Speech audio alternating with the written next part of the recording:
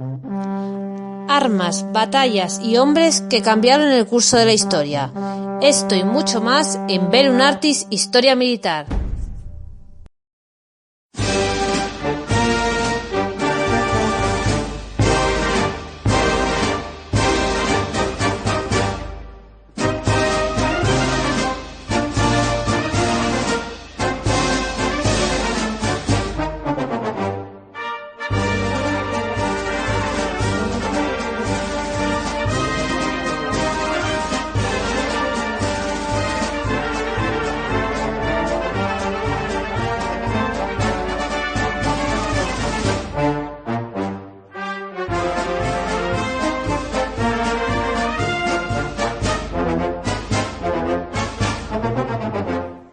A través de ingeniosos trucos visuales, las vitales plantas de aviones de guerra de la costa oeste se hicieron invisibles a los curiosos ojos aéreos del enemigo. Así, todo el monumental esfuerzo realizado para camuflar las fábricas de aviones de la costa oeste fue durante la guerra un secreto a voces. Decenas de miles de hombres y mujeres fueron a trabajar bajo pueblos falsos cada día, asumiendo tranquilamente que era una necesidad vital que servía para proteger sus vidas. Hoy en día sabemos que durante la Segunda Guerra Mundial los bombarderos enemigos nunca nublaron los cielos de ninguna ciudad estadounidense, excepto Honolulu, por supuesto. En retrospectiva, también sabemos mucho sobre lo que podría haber ocurrido, pero no ocurrió durante la guerra. Sin embargo, en aquella época no era tan obvio que los bombarderos japoneses no aparecerían nunca.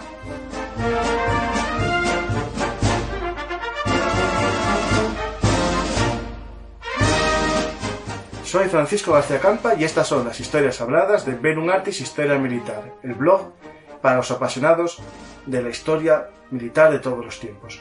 Hoy viajamos a la costa oeste de los Estados Unidos durante la Segunda Guerra Mundial para conocer las azoteas y tejados de las fábricas de aviones de los Estados Unidos de América. Para ello contamos con la ayuda de nuestro amigo y colaborador habitual, Esaú Rodríguez Delgado. Hola, Esaú, ¿qué tal? Buenas, Francisco, y gracias por invitarme a tu canal. Y hoy a la película, o a la tele, o a la hoy es tu estreno en el mundo de los directos de YouTube, sí, pero no... Directo de YouTube creo que hemos hecho solamente otro y... hicimos uno, pero era en diferido, el de Vietnam. Sí. Justo, sí, el de Vietnam, efectivamente, sí. Así que este es mi primer directo. Así que, hola a todos. Y nada, la verdad que sí, que es una historia increíble de que la población norteamericana en esa...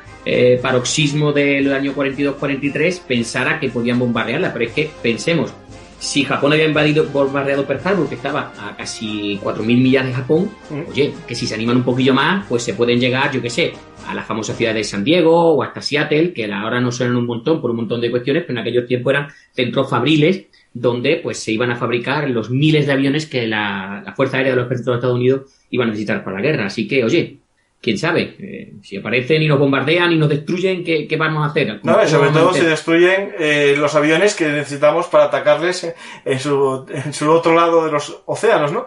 Porque Estados Unidos en esta guerra era como una inmensa isla protegida por el mayor foso antitanques de la historia, ¿no? El océano Atlántico y el Pacífico. A mí me gusta que si tú coges un mapa de Europa, evidentemente, del mundo, visto desde Europa, pues nosotros estamos más o menos en el centro. Si tú coges un mapa del mundo de Estados Unidos, aparece América en medio y tienes el océano Atlántico a la derecha, visto de frente, y el Pacífico a la izquierda. Y es verdad lo que tú dices, te planteas como que está en medio, rodeado por agua. Los mapas los he visto yo cuando hay en Estados Unidos y son, pues lo que dices tú, esa visión que ellos tienen de, bueno, estamos rodeados por agua, estamos defendidos, pero ¿y si los japoneses, esos malvados, vienen y nos bombardean? ¿Qué haremos? Pues de eso vamos a hablar, de cómo evitar que nos bombardeen los japoneses. Pues vamos a ver, ¿no? Un poco cómo se les ocurrió camuflar unos recintos fabriles, ¿no? Unas fábricas. Es que es increíble, o sea, lo piensas. A ver, tú has hecho podcast muy bueno, lo hablaremos más adelante, de cómo puedes hacer desaparecer una ciudad, pero yo qué sé, a coger una fábrica que siga funcionando y que no lo vean desde el cielo, porque al final se trata de eso hay que echarle imaginación, ¿eh? Solamente en Hollywood se le podía ocurrir. En el blog tenemos dos artículos que vienen a colación, ¿no? Que son, para los oyentes, les recomiendo que los lean.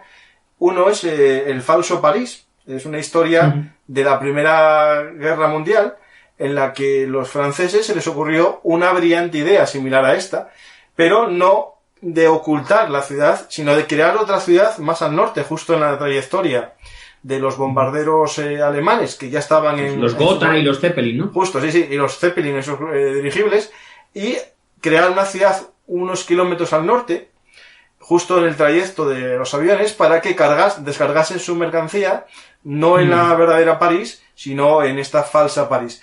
De hecho, el responsable es un ingeniero, Fernand Jacoposi, que fue uno que hizo un proyecto de iluminación de la Torre Eiffel, de los Campos Elíseos, y como vieron que era un fenómeno de esto de iluminar calles, le dijeron, pues ¿por qué no hacemos unas calles y una estación falsa más al norte? Y justo, si estamos hablando que lo hacía al noroeste de París, pues lo que creó fue una ilusión de la Gare d'Est. O sea, en París hay dos famosas estaciones al norte, ¿no? La Gare du Nord y cerca la Gare d'Est. Y la idea era imitar la iluminación nocturna de esa zona de París y hacerla a unos kilómetros al norte, en la zona de Morlaix-Elm, para que los aviones se confundiesen, viesen esa visión que ellos tenían en los planos y en las fotografías aéreas de lo que iban a bombardear y descargasen allí. Esto sobre sería... todo, estoy entendiendo de bombardeos nocturnos. O nocturnos, sí, porque tú de día lo ves y canta como canta la legua, vamos. Sí, canta la legua, pero tú ten en cuenta que los cepelines en aquel momento eran bombardeos nocturnos, porque eran bastante lentos y no se, y no es como un poco tiro al pichón, ¿no? Si va un cepelín por ahí cargado de helio a eso de las 12 de la mañana por París, creo que todos los artilleros le darían, ¿no? Sí, pues la verdad que lo comentas, cuando Berlín se preparó para los grandes bombardeos de la octava Fuerza Aérea, hacían eso, es decir, ellos tenían creadas unas falsas instalaciones antes de las ciudades principales. La idea era que allí se generaba humo, fuego, se encendían luces, etcétera, etcétera, para que cuando pasaran los primeros Pathfinder, tú sabes que había unos bombarderos cuya misión era lanzar unas estructuras, o sea, unos artefactos incendiarios que generaban una pirotecnia, y entonces ahí donde caían eso es donde tú tenías que bombardear, ¿vale? Eso lo hacían durante el día y durante la noche. Los norteamericanos el día, entonces lo que hacían era generaban unos fuegos, unos humos, para que los Pathfinder se equivocaran. Y todos los B-17 que iban detrás, que a pesar de que llevaran las miras Norden, que se podría hablar mucho y mal de ellas, por más que no las hayan vendido como la máxima eficiencia, hubieran dejado caer las bombas ahí. Pero era muy raro que durante el día se dejara engañar. Es verdad que durante la noche, pues la Fuerza Aérea Británica sí que era más fácilmente engañable. Pero sí, digamos que la idea de hacer creer que la ciudad no está donde está, la hemos visto. Pero hacer desaparecer una industria para que siga funcionando a los ojos de, como vamos a ver, unos observadores aéreos, eso yo creo que no se le ha ocurrido, ¿eh? Todavía a nadie se le había ocurrido. No. De hecho, el otro idea, ¿no?, de crear una ciudad, o parte de una ciudad también, se hizo en la Segunda Guerra Mundial, con el mago británico, el que llaman el mago de la guerra, Jasper Maskelyne, que creó el falso puerto de Alejandría, también unos kilómetros antes. Alejandría, yo pensaba que había sido el Cairo, efectivamente, Alejandría. Sí, Alejandría, el puerto, y la idea era que los aviones alemanes bombardeasen ese puerto falso y ya no llegasen al original, ¿no? Y también lo hizo para nocturno, ¿no? Es decir, de día es más complejo, pero Maskelyne lo hizo con tanques, lo hizo con camiones también, creó un jeep, lo convirtió en un tanque para generar la sensación de más enemigos. Es decir, sí se usó estos trucos, y los estadounidenses, que son un país más que de magia, de la fantasía del cine, ¿no? Estamos ahí hablando de la costa oeste, hablamos de Hollywood, ¿no? Y por lo tanto hablaremos de los estudios de cine y cómo generan decorados, ¿no? Pues básicamente podemos tener aquí una fuente de inspiración. Pues eso vamos a ver. Vamos a ver. Empezamos entonces, Francisco, hablando un poquillo de la situación que había en el año 42. Sí, estamos justo ese año, ¿no?, en el que tras el ataque de Pearl Harbor, los japoneses parecen invencibles, ¿no? Atacaron Manila, conquistan Hong Kong, Singapur, y todo parece que destinado a que venzan, ¿no?, los japoneses. Y los americanos, mientras tanto, claro, están nerviosos, ¿no?, porque perdieron parte de su flota. Si atacan Pearl Harbor, ¿por qué no nos van a atacar Oregón o no nos va a atacar California? Sí. Y comienzan esas defensas, ¿no? Empiezan a crearse unas defensas pasivas antiaéreas, también defensas costeras, observadores en todos los cabos, ¿no? Con unos prismáticos y un gorro de estos tipo Bacenilla, un casco tipo Bacenilla, y ya eres miembro del Cuerpo de Vigilancia de Costas de los Estados Unidos. Efectivamente. ¿Y sabe de quién se va a encargar toda esta locura? Pues vamos a conocer a un personaje, el cual, pues, quizás muy desconocido, evidentemente, es el general John Lesesne de Witt, que era el que tenía más temor a una invasión japonesa, entre otras cosas porque era el comandante del denominado Cuarto Ejército de los Estados Unidos y tenía el mando de toda la defensa del oeste. Este hombre, quizás una parodia del mismo general, pero más tranquilo, de la película 1941, de la cual vamos a hacer mucha referencia en este podcast, pues digamos que imaginaba espías y saboteadores en cada arbusto, te puedes imaginar, de toda la costa oeste, y utilizaba una imaginación que algunos acusaban de hiperactiva para justificar una aplicación de una orden ejecutiva, la 9066, no confundir con la orden 66 de los Jedi, ¿verdad? La 9066, que llevó atentos, primero, al internamiento de todos los civiles nipón-japoneses o japoneses americanos. Sabéis, todos aquellos japoneses de ascendencia, nacimiento o parentesco con los japoneses en campos de concentración, daba igual si habían nacido, habían llegado hacía 300 años o llevaban 3 días, ¿vale? Todos fueron asentados en estos campamentos, en Alemania hubieran llamado campos de concentración, ¿verdad? Que hoy viviesen en la costa oeste. Esto se lo permitió este hombre gracias a esta orden ejecutiva en 1966. E incluso, atentos, en su paroxismo decretó que un partido de la Rose Bowl, sabemos que la Rose Bowl era como se designaba a la Super Bowl, pero jugada por mujeres, hay incluso quiero recordar una película muy buena sobre esta historia, como los hombres habían ido a la guerra, pues la mujer, él tenía que continuar porque era de deporte. Bueno, pues pidió que se trasladara fuera de la localidad de Pasadena por temor a que los japoneses aprovecharan esa acumulación de gente para bombardear justo el partido de Rose Bowl. Claro, ¿Qué te parece? Sí. A ver, es un objetivo posible, ¿no? Hombre, muy lógico, claro, porque es que además, como tú y yo hemos visto ya en algún otro podcast, los americanos en esto de que no nos puedan atacar, vale, sí, pero que no me apaguen las luces, no me acabes concentraciones y no me afectes mucho a mi sociedad liberal, económica y en todos los aspectos. A ver, hay que tener en cuenta que, claro, que los estadounidenses no sufrieron un estado de guerra similar, por ejemplo, a los británicos, a los franceses o a los rusos o cualquier otra nación, efectivamente, claro, sí. Oye, que lo que más le preocupaba incluso era, atento, porque yo siempre que me lo han contado esto me he reído, es una invasión. Sí, una invasión y a ver, porque claro, él tenía en cuenta que hemos dicho, no me he buscado, tenía que haber buscado, que el Cuarto Ejército de los Estados Unidos, ¿qué tropas tendría? Pero te puedes imaginar que el Cuarto Ejército de los Estados Unidos del año 42, pues me imagino un montón de reservistas, de chavales con una formación, con un Springfield de la Primera Guerra Mundial, el casco de bacecilla que dices tú, y los carros, los Stuart, con suerte algún Lee, ¿verdad? Y poco más. Y caballería, ¿no? Y caballería, me imagino que todavía de Texas, los Rangers de Texas y la Guardia Republicana. Así que te puedes imaginar esta gente luchando contra esos japoneses que habían, como bien has dicho tú, invadido las Filipinas, habían conquistado todo lo que eran los principales puertos. Vamos, hay que contar que la caída, por ejemplo, de esto, se me ha olvidado de la localidad esta británica, de Singapur, es que fue fuertísimo. Oye, que ha ido Singapur, que era el Pearl Harbor del Pacífico, que cuando esta gente llega aquí, se nos plantan en la rocosa en 2 días. Así que este hombre tenía todos esos miedos. ¿Qué hacemos, verdad?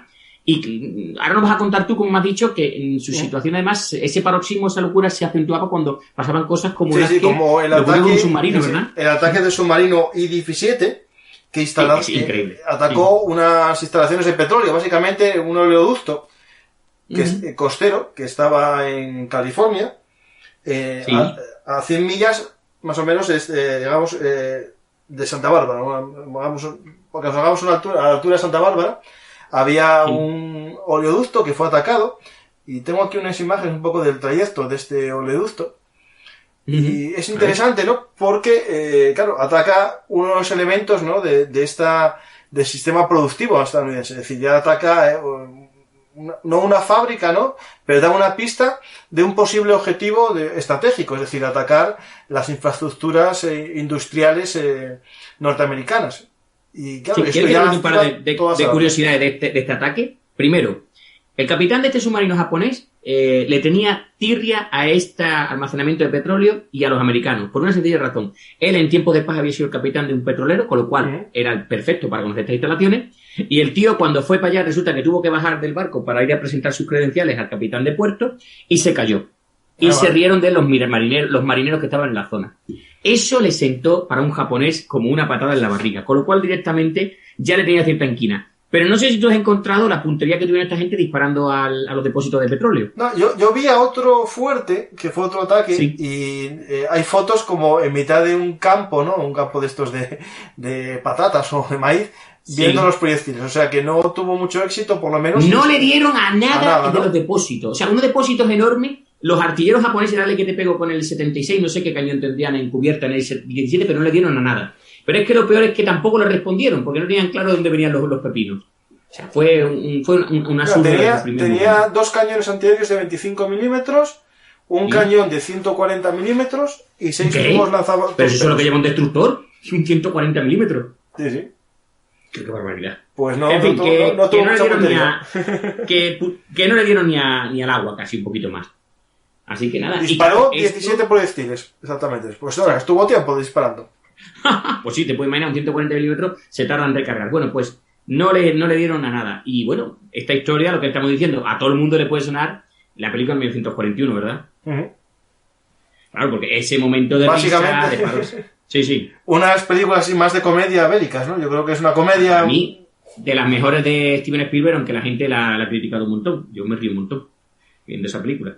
Un poco, para la gente que no lo haya visto, sin estropear exactamente el guión, es unos americanos que creen que les están atacando, ¿no? Los japoneses, ¿no? O mejor dicho, les van a atacar. Les está atacando un submarino, pero sí. Digamos que la locura que hay, la situación, y además los personajes son todos cómicos. Tenemos ahí a grandes actores y grandes cómicos del momento.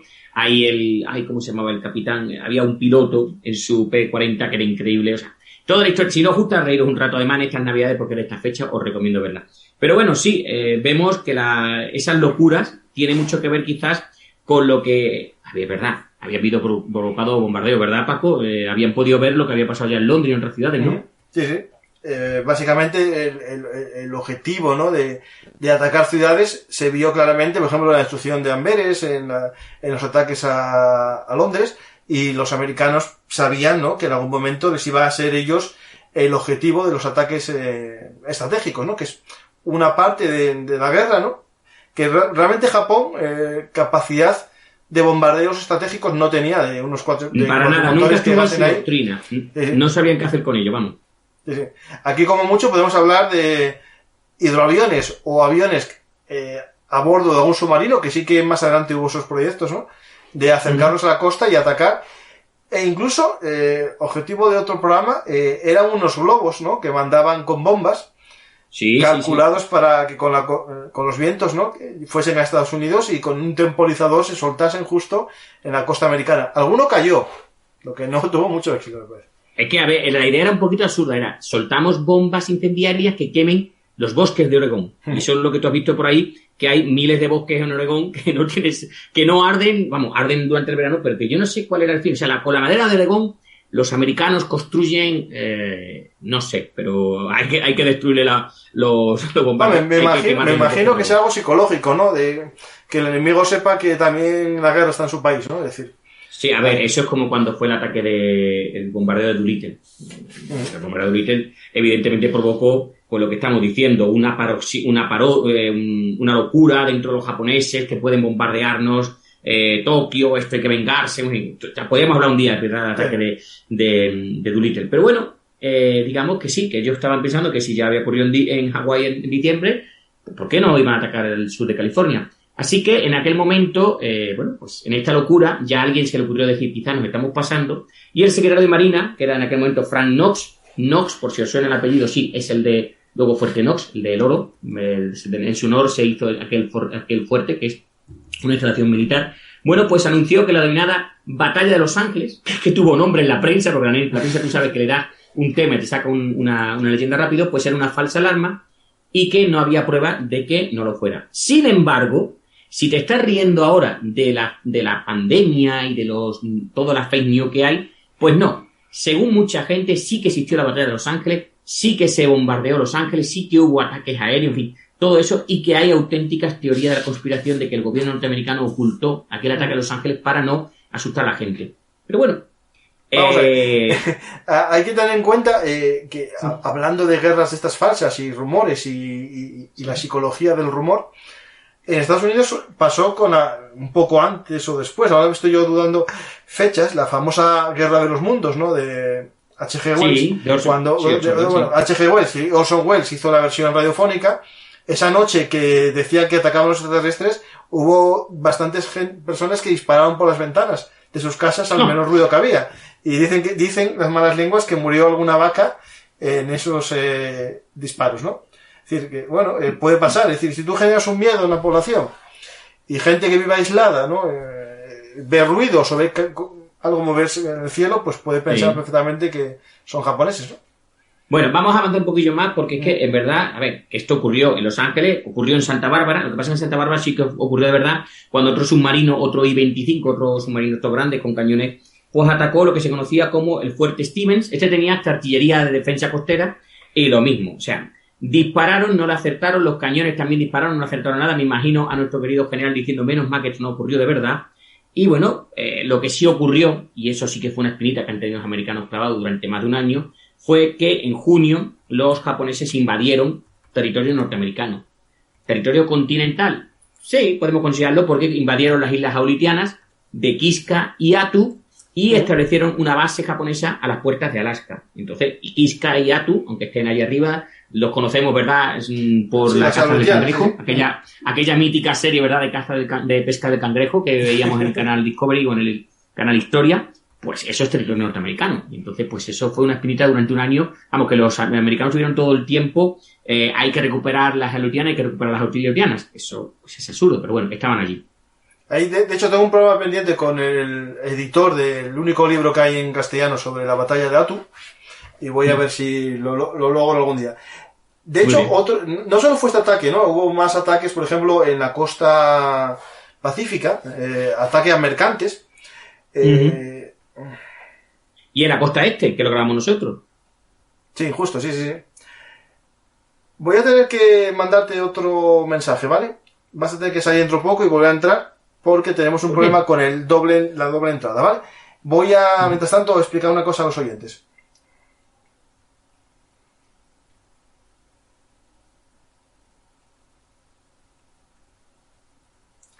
A los oyentes, bueno, os explico a los que estáis en directo el problema que existe con la versión de Zoom, que la versión esta que tengo no permite la transmisión con más de 2 personas y hubo un error aquí y tengo que volver a hacer la entrada, ¿vale? Un segundito que entro en un minuto.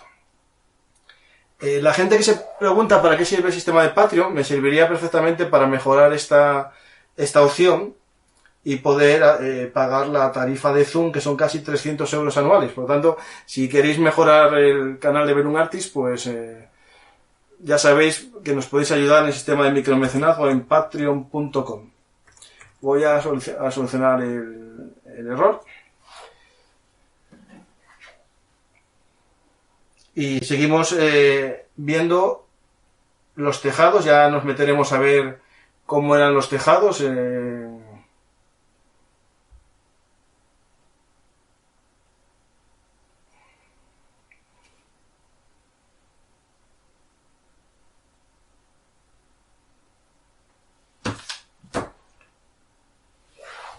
Perdonad por este error técnico, ya lo solucionamos en unos segundos, ¿eh? Mientras tanto, a los oyentes os recuerdo que estamos hablando, en este episodio de hoy, es un programa improvisado, porque el que íbamos a hacer con otro invitado no se pudo hacer, y Esaú me ofreció ayer este programa y dijimos, vamos a hacerlo de modo urgente. Pues ya estamos de nuevo en el programa. Ya estoy aquí de vuelta. Nada, Esaú, son cosas de aquello que te dije yo que había 2 entradas tuyas, sí. Fue el problema que hubo. Pues continuamos en riguroso directo para que veáis los problemas que tiene trabajar en directo y la precariedad de medios. Ahora, si la gente ayuda con el sistema de micromecenazgo en patreon.com/belungartis, mejoraremos este tema de las videoconferencias. Pues, Esaú, estábamos hablando, ¿no?, de que hubo ataques a mercantes, justo, sí. Hicimos un programa anteriormente, hace tiempo. Sí, lo que eso fue en la costa este, ¿te acuerdas? Los submarinos alemanes que desde que aquello pensaron que eran los años la Belle Époque, porque ellos estuvieron cazando que daba gusto, pero bueno. Porque los americanos no ponían las luces en modo nocturno y era un tiro al pichón. Los se veían en el fondo, vamos, perfectos. Sí. Pues me imagino... Pero la culpa era de los espías. ¿Te acuerdas que lo comentábamos? Sí. De los espías. No de las luces de las ciudades. Pues en el Pacífico pasó exactamente lo mismo. Hubo ataques a mercantes e incluso también un hidroavión, hidroavión japonés, para que veáis una foto, es un modelo E14Y un Yokosuka. Sí. Hizo un ataque también a una creo que fue un fuerte, el Fort no sé qué, era un fuerte en Oregón, en la entrada justo de la bahía de Seattle, donde se entra la ciudad de Seattle, hay un fuerte, y atacó ahí. Pero bueno, estamos hablando de un avión pequeño, tipo caza, que fue transportado seguro en un submarino, y el daño que hizo fue más bien psicológico, ¿no? De esto que Estados Unidos no está indefenso contra los ataques, ¿no? Y permitió el refuerzo, ¿no? De esas defensas costeras, y también activó lo que nos interesa a nosotros, que son el miedo a que se destruyese alguna de las fábricas, ¿no? Y comienza... Efectivamente, porque claro, exactamente, vamos a dejar del preámbulo, vamos a la chicha, como quiere la gente, y es que evidentemente estamos teniendo un problema, la costa oeste está terriblemente expuesta, sobre todo a los ataques aéreos, y todo el mundo, ya en este año 42 sabía, cuando digo todo el mundo, planificadores militares del Departamento de Guerra, hasta cualquier civil en un cargo político, que la Segunda Guerra Mundial iba a ser, o estaba siendo en ese momento, una guerra aérea. Lo habíamos visto con la Blitzkrieg, estábamos viendo con los Blitz sobre Londres y sobre otras ciudades, y era la primera guerra en la que el poder aéreo desempeñó un papel esencial. No esos bombardeos con los Gotha, como decíamos antes sobre París o sobre los Zeppelines, no. Era el poder aéreo estaba demostrando ser un arma prominente y devastadora. Como ya había dicho Billy Mitchell, ¿verdad? El famoso general, luego coronel de la Fuerza Aérea norteamericana, augurando aquello de que la destrucción que llegaría desde los cielos. Bueno, pues evidentemente, al mismo tiempo que el eje, especialmente la Luftwaffe, porque ya hemos dicho que la Fuerza Aérea japonesa sí, en sus cazas, pero sus bombarderos no, pues ejercían un poder aéreo con gran eficacia, pues los planificadores militares, y aquí sus amigos, los de las industrias norteamericanas, comprendieron que la producción de aviones debía ser la mayor de las prioridades, ¿vale? Primero vamos a defendernos con aviones y luego ya pensaremos en construir otra cosa. Así que, incluso antes de todo esto, por ejemplo, la primavera del 40, el presidente Franklin Delano Roosevelt habría proclamado que Estados Unidos en breve debería tener, atentos, 50.000 cazas. Madre mía. 50.000 cazas. Bueno, cazas, bombarderos, aviones de combate. Claro, ¿qué pasaba? Pues que en aquel momento, entre la Marina y el cuerpo aéreo, recuerdo que en aquel momento existía la Fuerza Aérea, existía el cuerpo aéreo del ejército de los Estados Unidos, pues tenían menos de 10.000. Y la mayoría eran entrenadores, aviones de... ¿Cómo se llaman? Los de dos alas, que nunca se me va la palabra, perdona.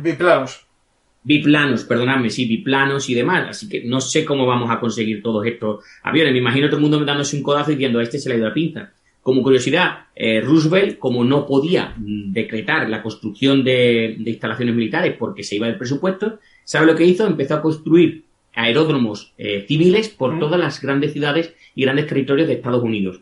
Aeródromos civiles que luego posteriormente eran fácilmente convertibles en aeródromos militares. Sí, en doble uso, sí. Otra cosa que se hizo fue fomentar la formación, los ROAC, esto de que es la formación de militares universitarios. Sabes tú que lo que aquí antes se llamaba la milicia universitaria, en Estados Unidos se empezó a desarrollar mucho en los años 39, 40, 41 de pedir a los jóvenes universitarios que se formasen como oficiales en la reserva. Y muchos pilotos saldrían posteriormente de esta formación. O sea que Roosevelt no sé si sabía que iba a la guerra, pero por si la mosca estaba preparando el cuerpo, por lo menos él, ¿vale? Sí. Y me imagino que, claro, que en todo este proyecto que hay que hacer 50.000 aviones, hay que fabricarlos. Es decir, claro, hay que aumentar la producción, lo que no te puede imaginar. Las fábricas de aviones, las que había en aquel momento, se convirtieron repentinamente en el elemento más vital para la defensa estadounidense, y cuando Roosevelt empieza a ver que la cosa se pone chunga, pues empieza a movilizar todos los recursos a estas industrias esenciales. Por ejemplo, en mayo del año 40, todavía no ha empezado la guerra, ni siquiera los bombardeos sobre Londres, pero bueno, la administración crea un organismo que se llamó la Comisión Asesora para la Defensa Nacional. cuya misión era supervisar la expansión industrial, y además el Congreso autorizó fondos para la ampliación de las fábricas existentes, así como para la construcción de nuevas instalaciones que serían, eso sí, propiedad del gobierno y estarían gestionadas por una nueva entidad burocrática conocida como Corporación de Plantas de Defensas, porque iban a ser operadas por los fabricantes existentes. Me explico. Yo creo las fábricas, Francisco, tú que eres un tío que sabe de estas cosas, yo creo las fábricas y te las cedo a ti, fabricante, para que en ellas tú hagas los aviones. Luego me lo vas a vender a mí, por cierto. Pero cuando esto termine, pues me devuelves a mí las instalaciones. Por ejemplo, la mayor fábrica de B-17, que estuvo, ay, si no recuerdo mal, perdonadme si me Luisiana. La B-17 es la planta 2 de Boeing, ¿no?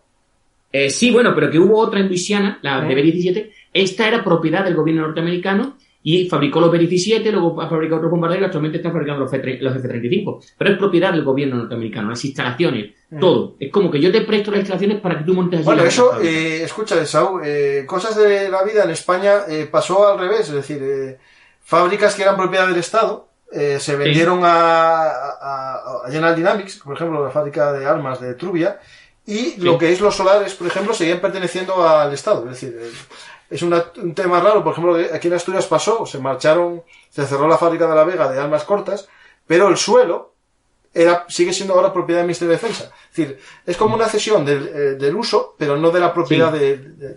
Exactamente. Bueno, para encabezar este trust, este emporio, esta corporación de plantas de defensa, como lo he llamado antes, se sirve de un título especial, un comisionado de producción, que eligió Roosevelt a William Senius Bill Knutzen. A ver, Guillermo Señor, el gran Bill Knutzen, era un experto en producción de masa y un ejecutivo de la mayor industria de masa que tenían los Estados Unidos en aquel momento, que son los coches, sí. Evidentemente. Claro. A ver, Knutzen, por si alguien no lo sabe, había sido el presidente de la General Motors desde el 37. O sea, estamos diciendo lo que le coges al presidente de Zara y le dices, mira, vamos a crear un organismo de gestión, de producción, de vestuario militar y quiero que tú lo gestiones. Para que nos hagamos una idea, una comparativa. No, y al final es hacer cosas en serie, pues al final el que mejor sepa hacer cosas en serie, ¿no? Efectivamente. Bueno, en ese año 40, casi el 90% de toda la fabricación de fuselajes para aviones se encontraba en 5 estados. Sí. ¿Qué pasa? Que en Estados Unidos esos estados normalmente no van a estar en el centro, están en los extremos. No, de hecho, sí, claro. De hecho, estas fábricas... Sí, dime. Estas fábricas estaban todas ya no en los costeros, sino en la costa casi, es decir... Sí, se aprovechan del agua, ¿por qué? Porque yo puedo trasladar por medio de barcos los productos, y de ese, por ejemplo, el 44% estaba en California, que es de lo que estamos hablando, y creo que tú tienes la lista de donde Sí, la lista, digamos, de lugares y fábricas, más o menos sería así. De los 5 mayores fabricantes de Estados Unidos, de aviones, teníamos 4, la Douglas Consolidated Vultee, con plantas en San Diego y Downey. North American and Lockheed en California. Lockheed, sí, en California. Con fábricas a menos de 5 minutos de vuelo del Océano Pacífico. La quinta, Boeing, a solo 160 kilómetros de la costa, en Seattle. Y en la otra costa, estaba en la localidad de Grumman, estaba Martin y Republic. Martin y Republic o Martin and Republic.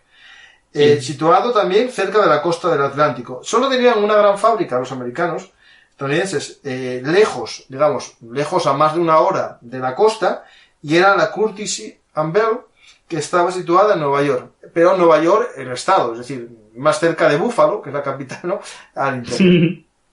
Sí, porque la gente tiene que saber que está Nueva York ciudad y Nueva York estado. Bueno, sí, o sea, lo que estás planteando, las principales fábricas las tenemos en la costa, tenemos un problema. Así que el presidente Roosevelt y nuestro amigo Knutzen se dieron cuenta de que había un problema, ¿vale? Las infraestructuras de fabricación de aviones de Estados Unidos eran peligrosamente vulnerables.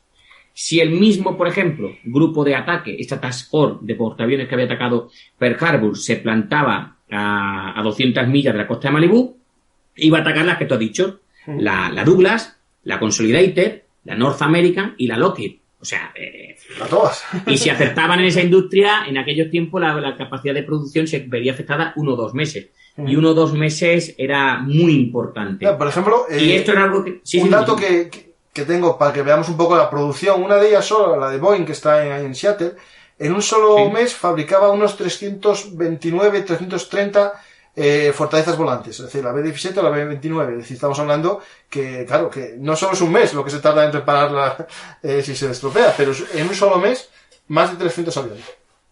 Claro, y eso al principio. Luego, cuando avance la guerra, veremos Claro. que esas fábricas empiezan a fabricar aviones como los Liberty, ¿verdad? Que eso también fue un modelo de producción de barcos increíble.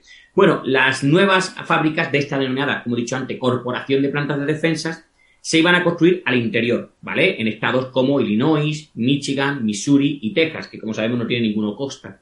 Pero a principios del año 42, como hemos dicho antes, esta industria está en la costa y esto no pueden hacer como los soviéticos de cojo las industrias, ¿verdad? Y me las llevo a los Urales. Esta gente tiene que hacer las cosas más tranquilo. Con lo cual, ¿qué vamos a hacer? Los japoneses saben esto, saben dónde tenemos las fábricas, porque ya hemos dicho, los han visitado, ha habido intercambios comerciales, etcétera, etcétera.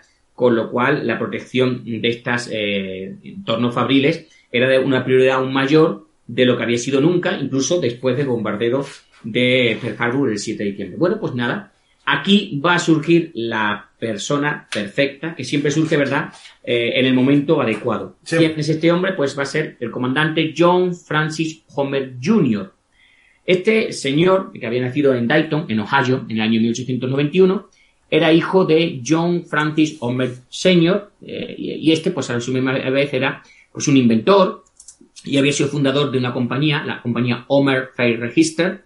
Y bueno, pues el joven John era un tío con estudios, había obtenido una maestría en ingeniería en la Universidad de Cornell en 1913, o sea, simplemente con 21 años, y había servido en la guerra en el 434º Batallón de Ingenieros en la Primera Guerra Mundial. Más tarde, pues, como todo, cuando termina la guerra, pues regresa a su casa, regresa al negocio familiar, pero se mantiene en el cuerpo de reserva de oficiales de ingenieros con el rango de capitán, y así va a seguir durante todo el periodo de la entreguerra.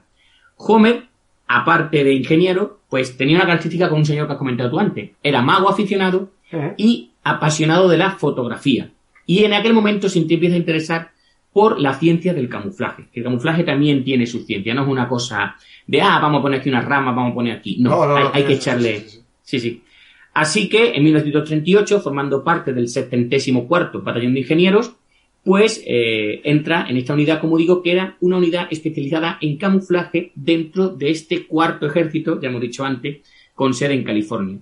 Y bueno, estudia todo lo que había pasado hasta el momento en la Segunda Guerra Mundial, estudia cómo la RAF había camuflado sus campos de caza frente al Luftwaffe durante la denominada Batalla de Inglaterra del 40, y Homer, pues viendo que en cualquier momento les podía venir lo mismo, recordamos que ya se estaban previendo una posible conflicto, ya sea con Alemania, ya sea con el Japón, propuso lo mismo al denominado Cuerpo Aéreo del Ejército de Estados Unidos. Ya sabemos que luego sería la Fuerza Aérea del Ejército de los Estados Unidos después de junio del 41, o sea, unos meses antes de Pearl Harbor. Y llegó a cabo pues algunas demostraciones de cómo estas técnicas de camuflaje pues podían conseguir que se evitaran ser detectadas desde el aire. Por ejemplo, lo hizo en varios fuertes de diferentes localidades, haciéndolos parcialmente desaparecer o que no fuesen tan fácilmente visibles desde un aparato de observación. El fuerte Eustis en Virginia, así como las bases aéreas del campo Langley en Virginia y el campo Maxwell en Alabama. Pero claro, esto está muy bien, ¿verdad, Francisco?, cuando no cuesta nada. En el momento que tú pides dinero, ¿qué te va a decir una administración? Partida presupuestaria. Hable usted con el senador de Milwaukee. No hay no hay dinero para camuflaje. No, lo siento mucho. Así que nada. Bueno, en marzo del 41, ya avanza un poco más la guerra, Homer recibió la orden de volver al servicio activo, a esta vez ya ascendido como comandante bajo el mando, ya tenía el mando de la oficina del jefe de ingenieros, sección de operaciones y entrenamientos en Washington, D.C. Ese otoño fue enviado a Hawái para estudiar las defensas. Estamos diciendo que en otoño fue enviado a Hawái para estudiar las defensas. Todavía no ha sido el bombardero.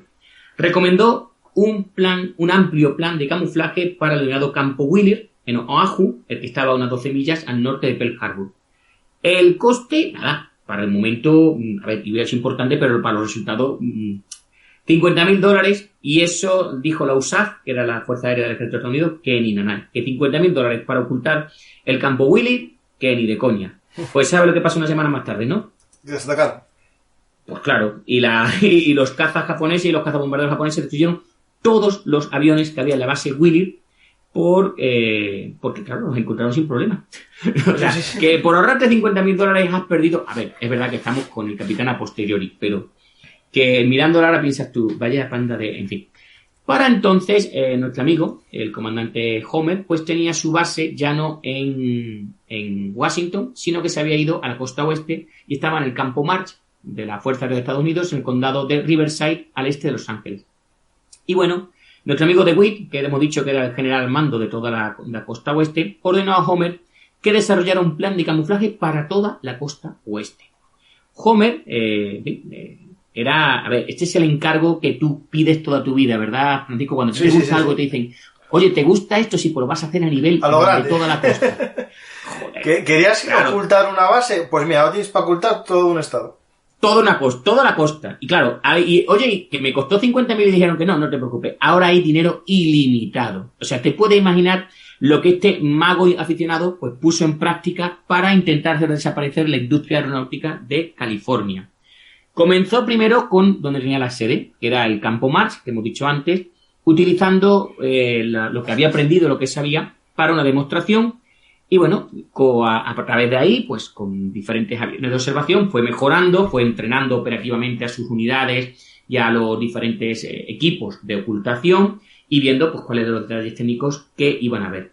Y claro, ¿qué hay en Hollywood aparte de costas y de buen tiempo? Bueno, ya lo he dicho, en Hollywood lo que hay es pues técnicos en decorados.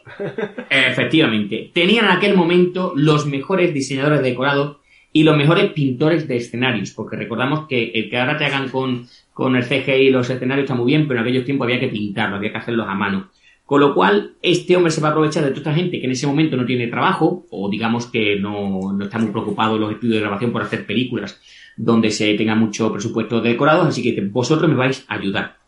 Y además la gente estaba deseando. Tanto los grandes decorados, los grandes estudios, como estos decoradores, querían prestar sus servicios para el esfuerzo bélico. Cualquier día podríamos hablar de la cantidad de estrellas de Hollywood, ¿verdad? Sí. Que sirvieron en la Fuerza Aérea, incluso algunos alcanzando el grado de generalato después en la reserva y otros que fueron de bombardero, o sea, increíble. Bueno, pues Homer pudo elegir entre, atento, los mejores talentos decorados de la Columbia, de la Disney, de la Metro-Goldwyn-Mayer, de la Paramount, de la 20th Century Fox, de la Universal Studios, o sea, de lo que le hubiera gana, iban a venir a ayudarle y a explicarle cómo mejorarlo.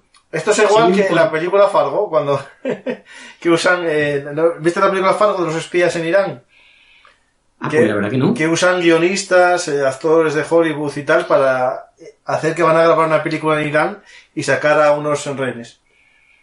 Bueno, yo sí que me acuerdo de una película que era que era de que tenían que inventar una guerra que no existía para ocultar los pecadillos del presidente con con una... Y había una escena con un gato para que diese pena. Una niña y un gato. Sí, necesitamos un gato. ¿Pero con qué gato? Pues tiene que ser un gato con estas características. Aquella película era maravillosa. Dustin Hoffman haciendo aquel, le decía que estaba haciendo su mejor papel. Bueno, en las primeras semanas del año 42, pues, según escribió el doctor Dennis Casey, que en aquel momento era miembro de la denominada Agencia de Inteligencia Aérea, ahora se denomina Agencia de Inteligencia, Vigilancia y Reconocimiento de la Fuerza Aérea, es decir, no confundir con la CIA, es una agencia de inteligencia de la Fuerza Aérea, pues dijo así que en el campo March cobró vida el talento creativo. De hecho, según cuenta él, algunos observadores del ejército comentaron que parecía el patio trasero de un estudio de Hollywood. Dependiendo de por dónde de Hollywood no, Esaú, de Hollywoodland. De Hollywoodland, sí. Sí, porque antiguamente era el nombre que tenía. Efectivamente, la tierra de Hollywood. Bueno, según cuenta este hombre, atento, dice, dependiendo de por dónde se caminara, uno podía encontrarse con una pequeña granja en proceso de creación, con animales, con un granero, con un silo y otro edificio. Los escenarios pastoriles se construían con marcos de maderas y grandes lienzos. Cuando se utilizaba un escenario de granja para ocultar una zona de almacenamiento de municiones, lo que nosotros conocemos, ¿verdad?, como un silo de armamento o lo que sea, o una cabaña de armamento, etcétera, etcétera, el conjunto alcanzaba casi la realidad cuando imagináramos, por ejemplo, un granjero vecino apacentando sus vacas cerca de estos edificios. Es decir, que tú lo veías allí y no estabas viendo un depósito de municiones, sino que te estabas creyendo literalmente de que aquello era una granja y había un señor con sus vacas delante. Según Casey, Homer y su equipo disfrazaron, atento, 34 bases aéreas militares en Washington, Oregón y California, así como el denominado Campo Mills, que luego sería el futuro Aeropuerto Internacional de San Francisco.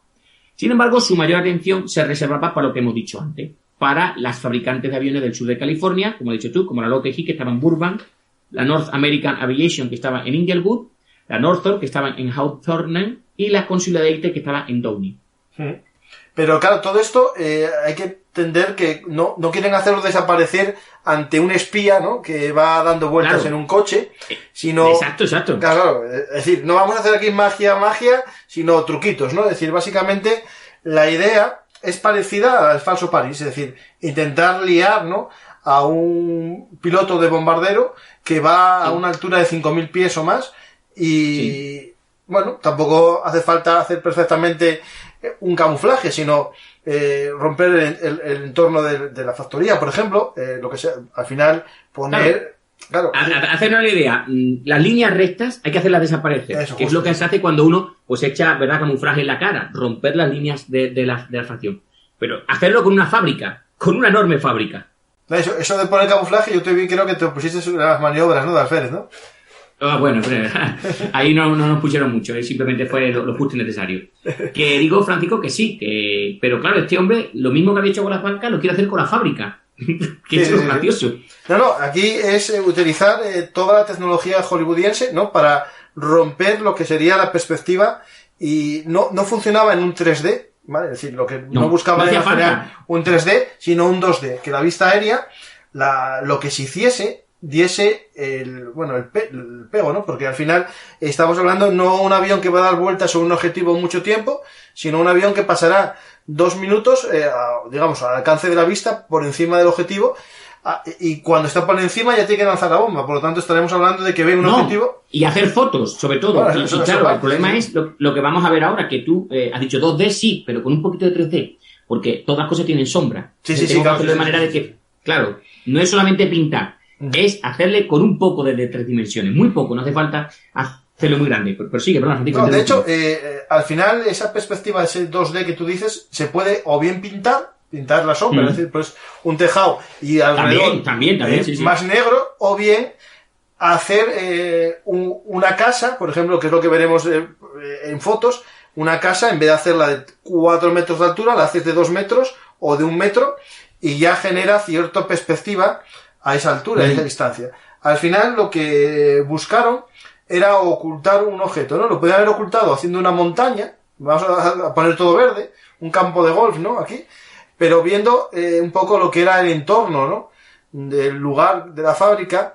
Los ingenieros y sobre todo estos jefes de atrezo y de temas de Hollywood pensaron, en muchos casos lo mejor es hacer un barrio residencial, ¿no?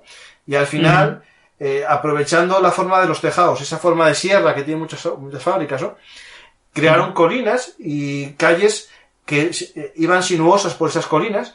También generaron árboles, un método, si no recuerdo muy mal, para hacer estos árboles, era con alambre, o malla de gallinero también, hacían un poco la malla de gallinero, con un poco de tela o madera, hacer la construcción, pero los árboles encontraron un sistema que hacía Hollywood, que era con alquitrán, mojaban los alambres, echaban plumas de gallina, y después con un spray verde pintaban los árboles, ¿no? Y al final todo eso va generando una perspectiva que no era un dibujo plano, sino con cierto relieve, para que en el acercamiento al objetivo se viese cierta perspectiva, cierto levantamiento sobre el terreno. Es decir, no hacía falta un levantamiento perfecto de tantos metros como una casa normal, pero sí cierta elevación, ¿no? No, las imágenes que estás poniendo, mientras estoy mirando aquí en otro sitio, se puede ver, o sea, tú ves ahí una ciudad, al lado del puente se ve perfectamente la ciudad, no te puedes imaginar que debajo está la fábrica.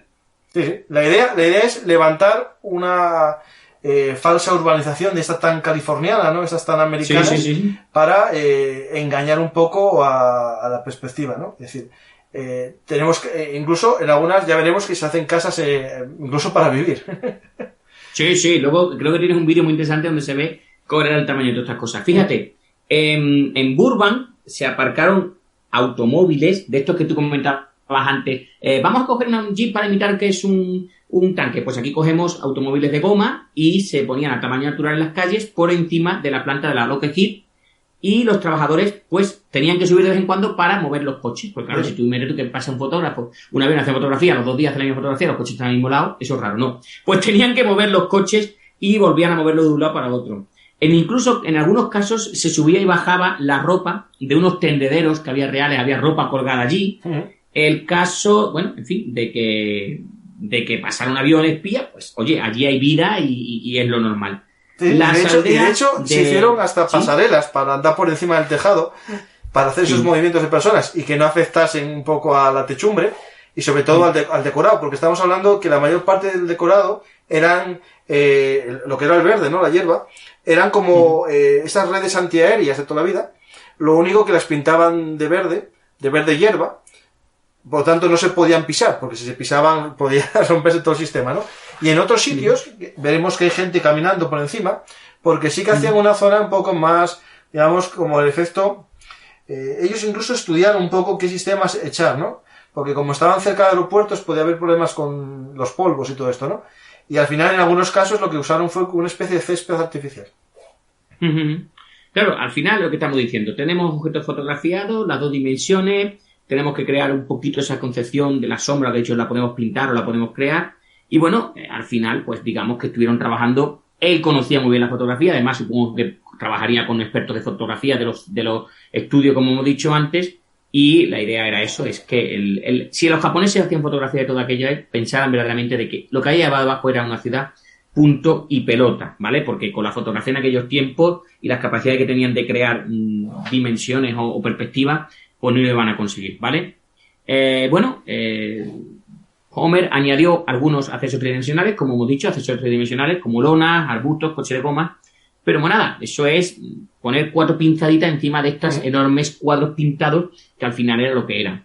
Sin embargo, como he dicho antes, el terreno del paisaje no era plano, tú lo has dicho muy bien. Las fábricas de aquellos tiempos tienen estas fábricas, estos techos parecen como piramidales, ¿verdad? Un agua, o a 2 aguas, y entonces, pues eso, lo que te tú puesto son colinas, ¿vale? Y incluso, en el 15 de septiembre del 43, Homer, ya en aquel momento había ascendido a coronel, fíjate tú, como cuando hay guerra, pues todo el mundo va corriendo rápido, describió esta técnica que él hacía, atentos, como desinformación visual. Ese era el trabajo que ellos hacían, desinformación visual. Claro, aquí cuando estamos hablando de navegación aérea, ¿no? A día de hoy con los GPS es muy fácil, ¿no? Pero realmente la aviación aérea durante mucho tiempo seguía las carreteras o seguía los cursos de los ríos. Es decir, claro, tengo aquí un río, yo voy a seguir ese río y claro, me dicen, está justo en el meandro quinto, tal, y de repente ves que ahí no hay una fábrica, pues lo más lógico es que pienses, espera, será el siguiente meandro, ¿no? Y entonces ya no vas a dar la vuelta y ya no puedes bombardear. Pues eso es la desinformación, es decir, no, realmente no estamos hablando de una protección, sino engañar al enemigo. Finalmente es casi una operación de inteligencia, ¿no?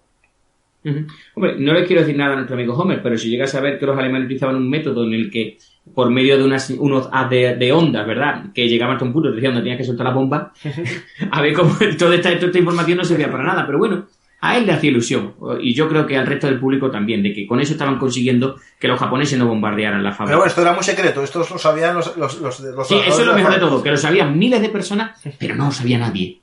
O sea, te imaginas los miles de trabajadores yendo a la fábrica todos los días y diciéndole a todo el mundo, pero no puedo deciros que estoy trabajando en una fábrica que está cubierta y que parece una ciudad por encima. Bueno, eso Esaú ahora lo llamaría una ciudad verde o ecológica, con impacto cero, es decir, ahora está muy de moda. De hecho, General Motors, hablando de Estados Unidos, no hace mucho vi una fábrica de General Motors que pusieron césped encima, un jardín de esos vertical, pero este caso es horizontal. Y esta foto perdona, estás poniendo una foto buenísima, esta en que se ve cubierto todo, los coches debajo y la red encima, es maravillosa. Sí. Pero eso se consigue con mucho dinero, también te lo digo. Bueno, eso fue otro, cuando se dieron cuenta que había aparcamientos, si había muchos coches, dijeron, espera, salvo que sea un centro comercial o que sea un McDonald's, que no un campo de fútbol o algo. Claro, no puede haber tantos coches, pues tapemos los coches. Increíble, sí. Oye, pero me habían dicho que por ahí que no solamente que había propios industriales que ya también estaban fabricando sus propios diseños, ¿verdad? Sí, efectivamente. De hecho, el propio Donald Douglas, ¿no? No el pato Douglas, no el pato Donald, sino Donald Douglas, el de Douglas Aircraft Company, en una planta de Santa Mónica, y también tenía otra en Long Beach y tal, tenía más, decidió, él por su cuenta, decir, bueno, esto lo pago yo con lo que me paga el Estado, voy a ocultar mis naves, mis hangares, y voy a intentar yo hacer algo parecido. Y aquí se acordó de un amigo, un ingeniero que se llama Frank Colbaum, que le diseñara un sistema para ocultar su fábrica en el campo Clover de Santa Mónica. Este hombre era también uno de estos pioneros del aire, fue uno de los ingenieros de vuelo del primer DC-3 que voló. Eso sí que es un clásico. Sí. De los clásicos americanos, como sería el equivalente, ¿no? al Dornier, el que era el de transporte, no me acuerdo que me acabó. Digamos que Ju 52. Es justo, Ju 52. Alemán serían estos dos, yo creo que son los dos aviones de transporte, ¿no? Paracaidistas de la Segunda Guerra Mundial. Pues tenemos este hombre que tenía un conocido también, dijo, ¿por qué no hablas con H. Roy Kelly? ¿No? Y este Roy Kelly era un arquitecto que estaba muy de moda en California, de hecho tan de moda que fue el diseñador de un estilo de casa que se llamaba la casa colonial o la casa de esta de rancho. El falso rancho que ahora llaman estilo mexicano, que tipo de mexicano no tiene nada. Eso, justo, esa. un Tex-Mex californiano, ¿no? Y este hombre fue, digamos, el encargado, ¿no? Un poco de decorar, de ocultar el techo, ¿no? De su fábrica de Douglas. De hecho, este hombre, como sabía que era arquitecto, ¿no? Pero necesitaba un poco un consejo para los jardines, ¿no? Porque va a haber árboles, va a haber hierba. Contrató a un paisajista llamado Edward Huntsman Trout, que fue el encargado un poco de darle vida a ese jardín horizontal que estaba haciendo en el tejado. Sí, a ver, tanto Homer como Kelly como Huntsman Trout, que has dicho tú, pues eran todos, eran gente que empezaba a tirar de contactos, sobre todo entre escenógrafos de Hollywood. Concretamente tiraron de una empresa que en aquel momento era famosa, la Warner Brothers, y según una estudiosa de Los Angeles Times, que es Cecilia Rasmussen, que estudió estas obras de este hombre, su creación estaba hecha a tentas de arpillera soportada por una estructura de comprensión de tensión de más de 5 millones de pies cuadrados de alambre para gallinas, para pollos, y 400 postes. A ver, me explico. Ha sido capaz de crear una malla de 5 millones de pies cuadrados, no sabría pasar los metros cuadrados, soportada sobre 400 postes, y como bien has puesto tú las fotografías de antes, cubría la terminal de los aviones, los hangares y el aparcamiento de coches. Y como ya había hecho los propios expertos de Homer en Hollywood, este hombre también pensó pues que había que crear pueblos con casas, con valles, con tendederos, y diseñaron pues esto, las calles, para que se integrara esta fábrica con lo que había alrededor. Es decir, él lo que hizo fue que la fábrica pareciese una continuación de las calles. Sí. Las puso de manera de que fuera una continuación.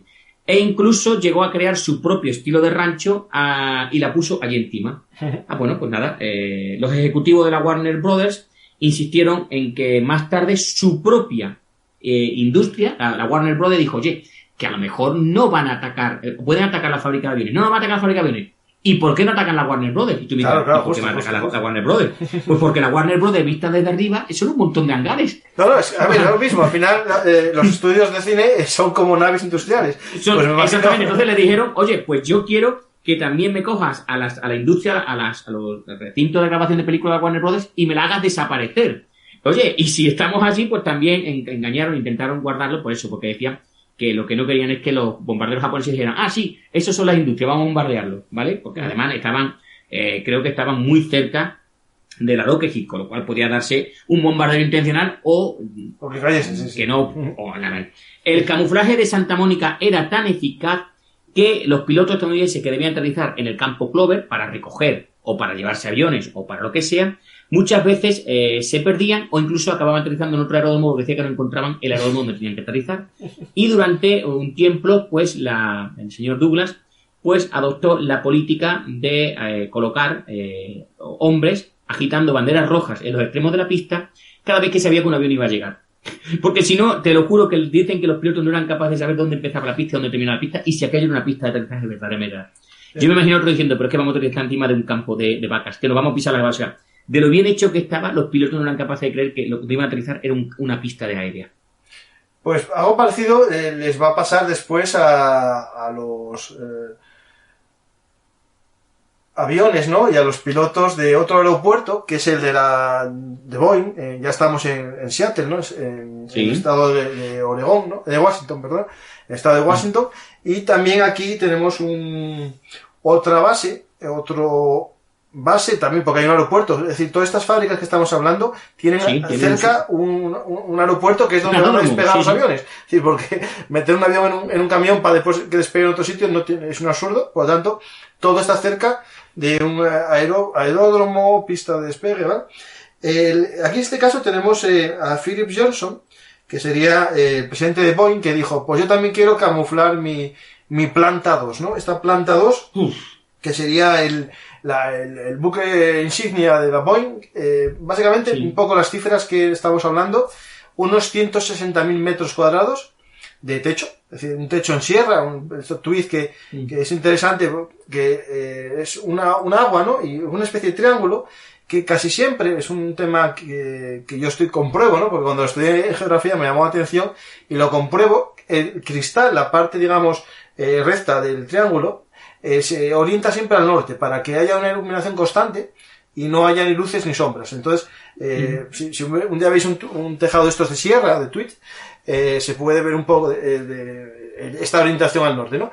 Pues esta fábrica de 160.000 metros cuadrados de techo, 30.000 trabajadores y capaz de construir 300 aviones al mes, fortalezas volantes, no avionetas ni cazas, es un objetivo, ¿no? Y él pone al mando, digamos, de esta operación a sus mejores ingenieros y aquí hay un comunicado, ¿no? Primero comunica a sus hombres que hay que oscurecer, hay que ocultar la fabricación, porque se va a fabricar a turnos, ¿no? Es decir, vamos a estar trabajando día y noche fabricando aviones. Exactamente. Y por la noche la luz no se puede ver. No se puede ver.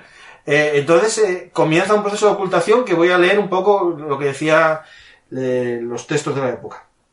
Transformada por completo de una planta de luz diurna a una planta de apagones, permitiéndose todas las operaciones nocturnas durante los apagones. Se cree que en esta planta es una de las primeras, si no la primera planta de defensa importante del país en completar esta transformación.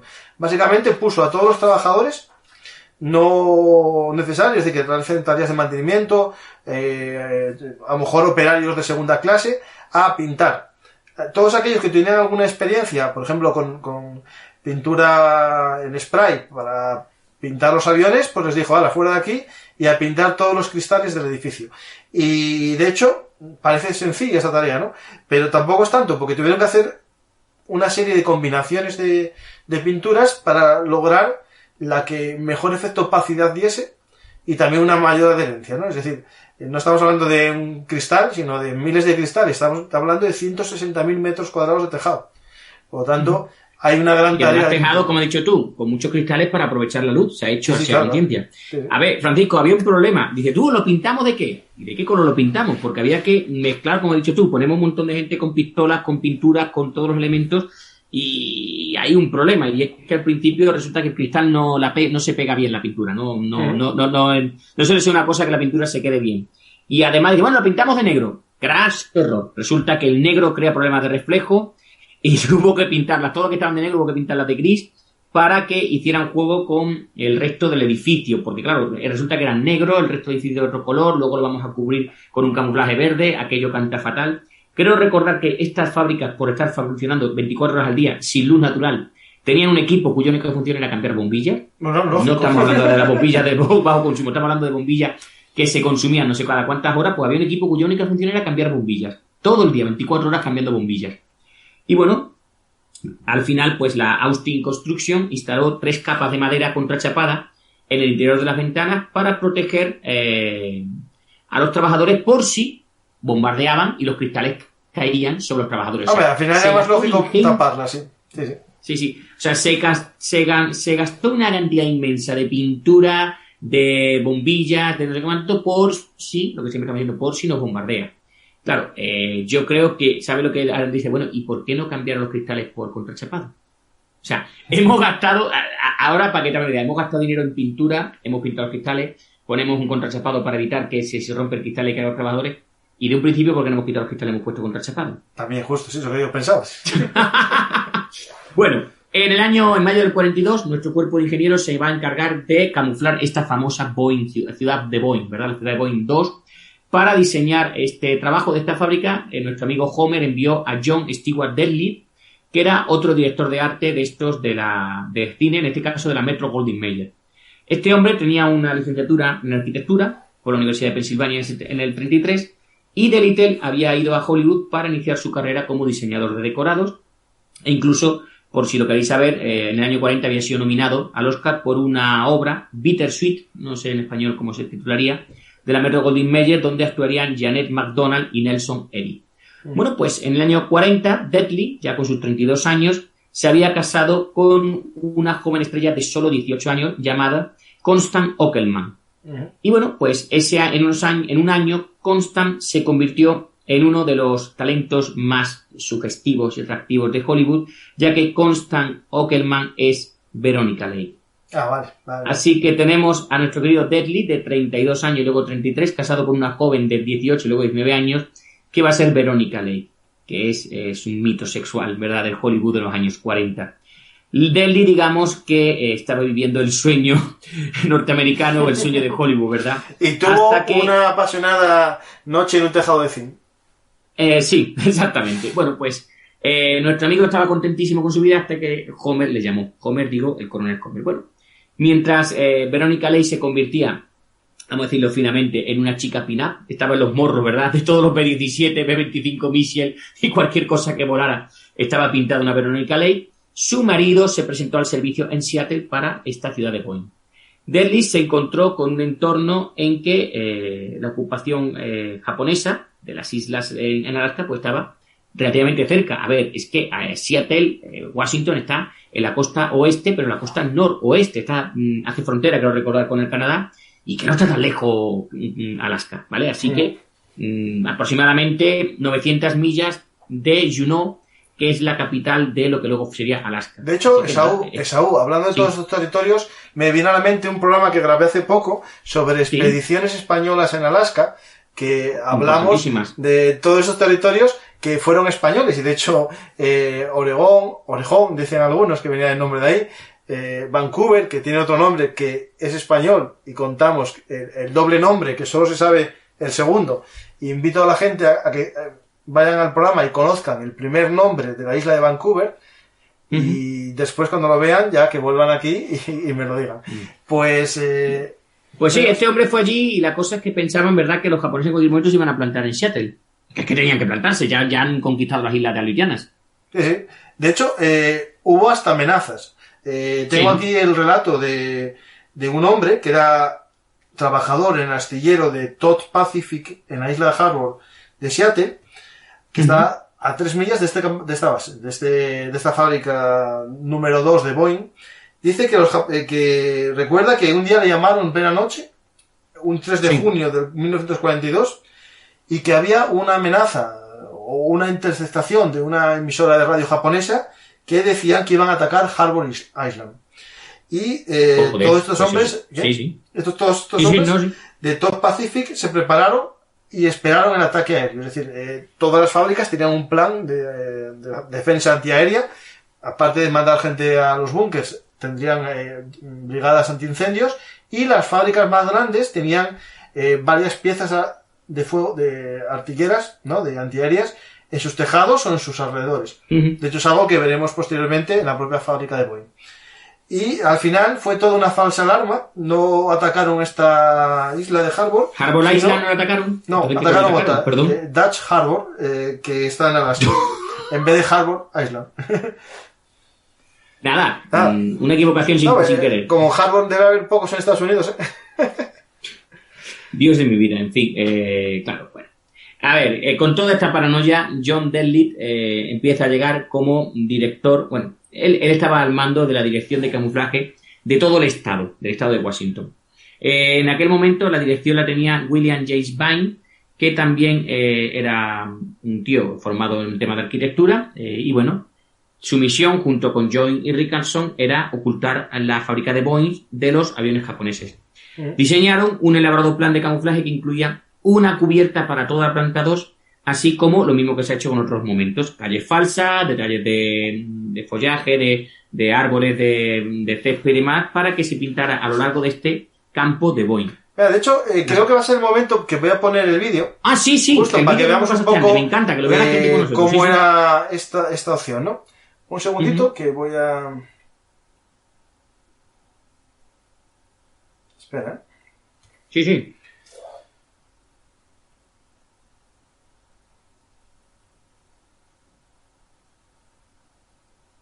¿Qué pasa? Ya empezamos con los problemas del directo.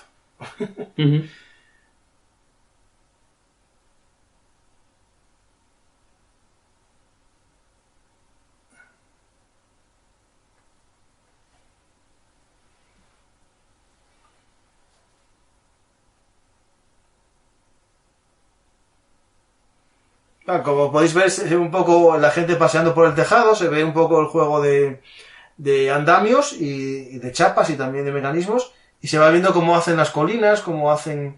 incluso cómo se mete hasta en el río un poco.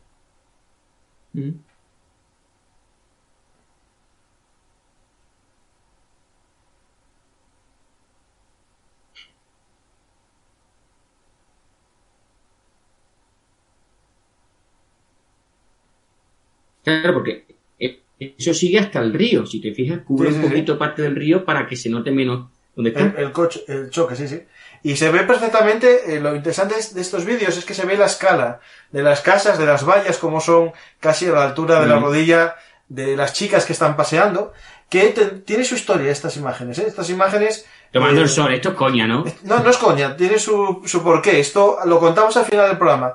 Algunos piensan que es algo erótico festivo, una spin-up que se pusieron para animar a las tropas y tal, pero no, tiene otra historia todo un poco que vamos a contar al final del programa. Y algo que podéis ver, ahí se ve casi la carretera, como estaba cruzando la carretera sobre la hierba, las distintas tonalidades, e incluso, Esaú, en el tema del tejado, incluso optaron por pintar alguna finca de marrón en vez de verde, para demostrar que era un vecino que no regaba sus huertas, su finca. Porque, claro, ese mal vecino, que no puede faltar en ningún sitio. En ninguna comunidad de vecinos estadounidense puede faltar el vecino que no riega, ¿no? Pues lo hicieron a propósito. Bueno, las calles, ya te puedes imaginar, cubrían toda la planta 2, cubrían la pista de aterrizaje e incluso subían por las laderas de la colina Bacon, que está en el lado opuesto del aeródromo, donde, por cierto, ahora se encuentra, si alguna vez vais por allí, la Interestatal 5. Y bueno, pues se cortó todos los caminos, se puso a través de la maleza, es decir, se crearon calles por todos lados. El punto central del esfuerzo de Deadly tenía que ser, pues, estos 26 acres, por utilizar la medida norteamericana, que tenía toda la planta 2. Aquí, las dotaciones supervisadas por este cuerpo de ingenieros del distrito de Seattle, del ejército, se le presentó el reto, como había pasado en otras fábricas, de qué hacemos con estos dientes de sierra. Esta superficie, como sabemos, suben y bajan, algunos hasta 35 pies, es decir, unos 10 metros, pues había que cubrirlos con andamios, con plataforma, con armazones que, atentos, consumieron aproximadamente 1 millón de pies, o sea, unos 300.000 metros de tabla de madera de la zona. Ahora entiendo por qué querían prenderle fuego a los bosques de Oregón, Francisco, para que no hicieran para evitar esto, porque sabían que estaban haciendo ciudades falsas. Vale, ¿qué pasa? Tenemos 300.000 metros cuadrados de madera. Hay que poner también aspersores para protegerlos de los posibles incendios. O que de repente el enemigo atacara y sin querer lanzar una bomba incendiaria y ardiera todo el techo. Además, la estructura, para poderla tener construida, se necesitaron 555 toneladas de acero y 500.000 de pies de cables para soporte. O sea, yo me imagino la cantidad de recursos que se utilizan para hacer todo esto, y dices tú, en otra cosa se podría haber gastado mejor. Y bueno... Pero si por algo hubiesen atacado, ¿qué? Pero por Dios santo, Francisco, se gasta más en lo que esto que mover la construcción de la fábrica. De hecho, ahora mismo estoy poniendo una vista aérea, ¿no?, de la fábrica número 2, y se ve ese efecto que habíamos visto en el vídeo de cómo parte de los árboles caían sobre el río para no hacer un contorno recto como sería una fábrica, ¿no? Para hacerse típico, para romper la línea recta del muro de carga que tiene la fábrica contra el río, hacen como unos falsos árboles que se meten hacia el río para romper la línea, ¿no? Que es lo que no se quiere tener nunca, líneas rectas. Oye, ¿sabes que una cosa que incluso de coña se ha visto un momento una escena de unas señoritas mirando unos cruces de caminos con un nombre de calle? Sí, el nombre de las calles no lo iba a ver ningún piloto, pero se lo inventaron un poco de coña. Tenían la calle sintética, el Boulevard Arpillera, es decir, era como coña. Dice, vale, no lo va a ver un piloto, pero ¿y lo que nos estamos riendo? ¿Verdad? Sí. Bueno, mira, ahora que lo cuento, estas chicas que salen por ahí son justo después de acabada la guerra, justo cuando ya no era secreto nacional y ya no era necesario ocultarlo, ¿no? Que existía esa falsa ciudad.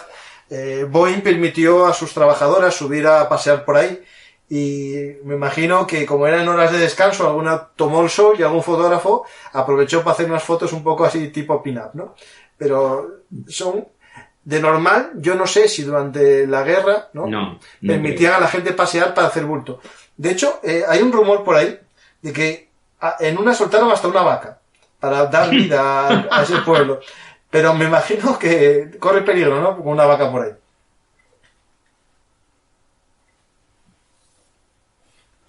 Saúl, ¿estás ahí, no? Sí, perdona, te estaba escuchando. Sí. Pues nada, sí, la verdad que empezaron a crear de todo. Tengo por ahí contabilizados 300 árboles artificiales, algunos de hecho de hasta 6 metros, un poquito menos, de 5 metros de altura. Sí, de hecho, 50, sí. De esos árboles, incluso, casas hicieron, más de 50 casas, unas 53. Hicieron garajes también, porque hay que simular la casa típica americana con el garaje anexo para que su hijo comience a hacer ahí Microsoft y Apple. Tiene que tener un garaje siempre anexo. Y, interesante también, hasta una pequeña gasolinera hicieron en un tejado. Sí. A ver, no se trataba de crear una gran ciudad, se trataba de crear una ciudad con el tamaño adecuado a la planta que ocupaba la fábrica. Pues, así que, bien. La verdad que tenían de todo. Sí. Y de hecho, esas casas, normalmente, como tú bien dijiste, tenían un poco más que un sistema antiincendios, ¿no? Para aprovechar si pasaba algo que apagase esa zona. Pero en el tejado de esta ciudad de fantasía, que la llamaron un poco País Wonderland o Boeing Wonderland, ¿no? La tierra fantástica de Boeing, ¿no? Llegó a tener habitantes, llegó a tener una población. Hubo 2 casas habitadas con el retén de guardia de las baterías antiaéreas. Vivían justo en el tejado y en caso de ataque pues salían de su casita en Wonderland para su pieza artillera. Así que bueno, sí, la verdad que todo bien pensado. Y bueno, lo que hemos dicho, teníamos los coches, se trataba de copias de los Ford y los Chevys de estos años 40, lo que pasa que no eran tan redondeados como en aquella época, era un poquito espigado, un poquito feo, ¿verdad? Tipo Niva soviético, ¿no? Sí, eran coches feísimos. Sí, o sea, no era el coche redondeado de los 40, sino el coche feo de los 70, por no decirlo de otra manera. La historia de la vaca la he leído yo también por ahí, pero bueno, evidentemente no creo que sea verdad. Y bueno, el personal de una división especial del Cuerpo de Ingenieros, que es la División de Defensa Pasiva, que sabéis que es aquella que se utiliza para defenderse sin utilizar armas, es decir, para evitar que el enemigo te ataque, también participó en la construcción y el mantenimiento de este elaborado proyecto de camuflaje de la planta 2, que era, como hemos dicho antes, el campo de Boeing. De hecho, la oficina de Seattle, de esta división de defensa pasiva, fue una de las más activas durante la guerra. El jefe de la sección de agronomía de la división, que era Leroy Robert Hansen, participó en el proyecto de Boeing y luego posteriormente publicó una monografía del año 43 con el siguiente título. A ver si tú te lo comprarías para leerlo. A ver. El uso de hierbas y leguminosas para el camuflaje y el control del polvo en los campos de aviación. Yo no, porque no tengo un campo de aviación. Pero, o sea, claro, es lo que decías tú. El polvo no me interesa, me cubre, no cuánto. Pues con hierba y leguminosas podemos evitar este problema. El tema es apasionante. Debería ponerte si doctoral, me imagino. Hombre, seguro que hay alguna parecida, ¿eh? Bueno, se utilizaron diferentes técnicas para todas las secciones de esta aldea falsa del campo Boeing y, bueno, cómo escribieron los ingenieros que participaban en este grupo de de Seattle. El problema era obtener, pero que no y ofreciera ninguna interferencia al tráfico aéreo. Es decir, a ver si lo explico. Esta pintura yo tengo que ponerla en el suelo, pero es que el suelo de la pista no tiene que utilizar los aviones. Vamos a ver, que pongamos una pintura que luego me afecte a la rueda. Sí, sí. Ahora me entendió, ¿verdad? O sea, y triturada de entre 1/8 y 3/8 de pulgada de ancho, con un material adhesivo para las zonas pavimentadas. Eso es para la zona donde el avión tiene que aterrizar. Para la zona sin tráfico se utilizaban virutas de madera o un combustible mezclado con cemento, ¿vale? Así podíamos crear esa pintura con la que pintábamos el suelo, con la que creábamos esa falsa y sensación de romper las lilas.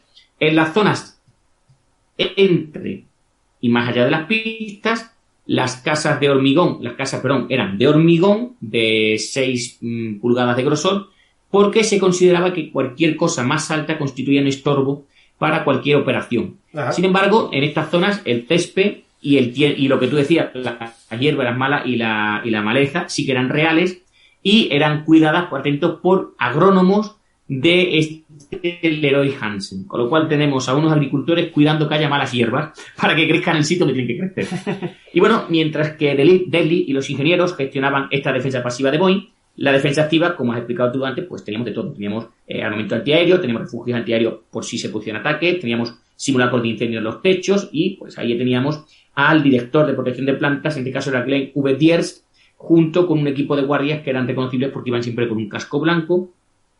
Y bueno, según decía un anuncio de la oficina de noticias de Boeing en el año 43, todo el personal de la fábrica podía estar en los refugios en menos de 12 minutos desde que se diera la gana. Lo cual, pues está bien, ¿verdad? Por una fábrica tan grande como hemos planteado. Pues, aparte, ¿no?, de algo que es interesante, Saúl, sobre el tema este del camuflaje, ¿no?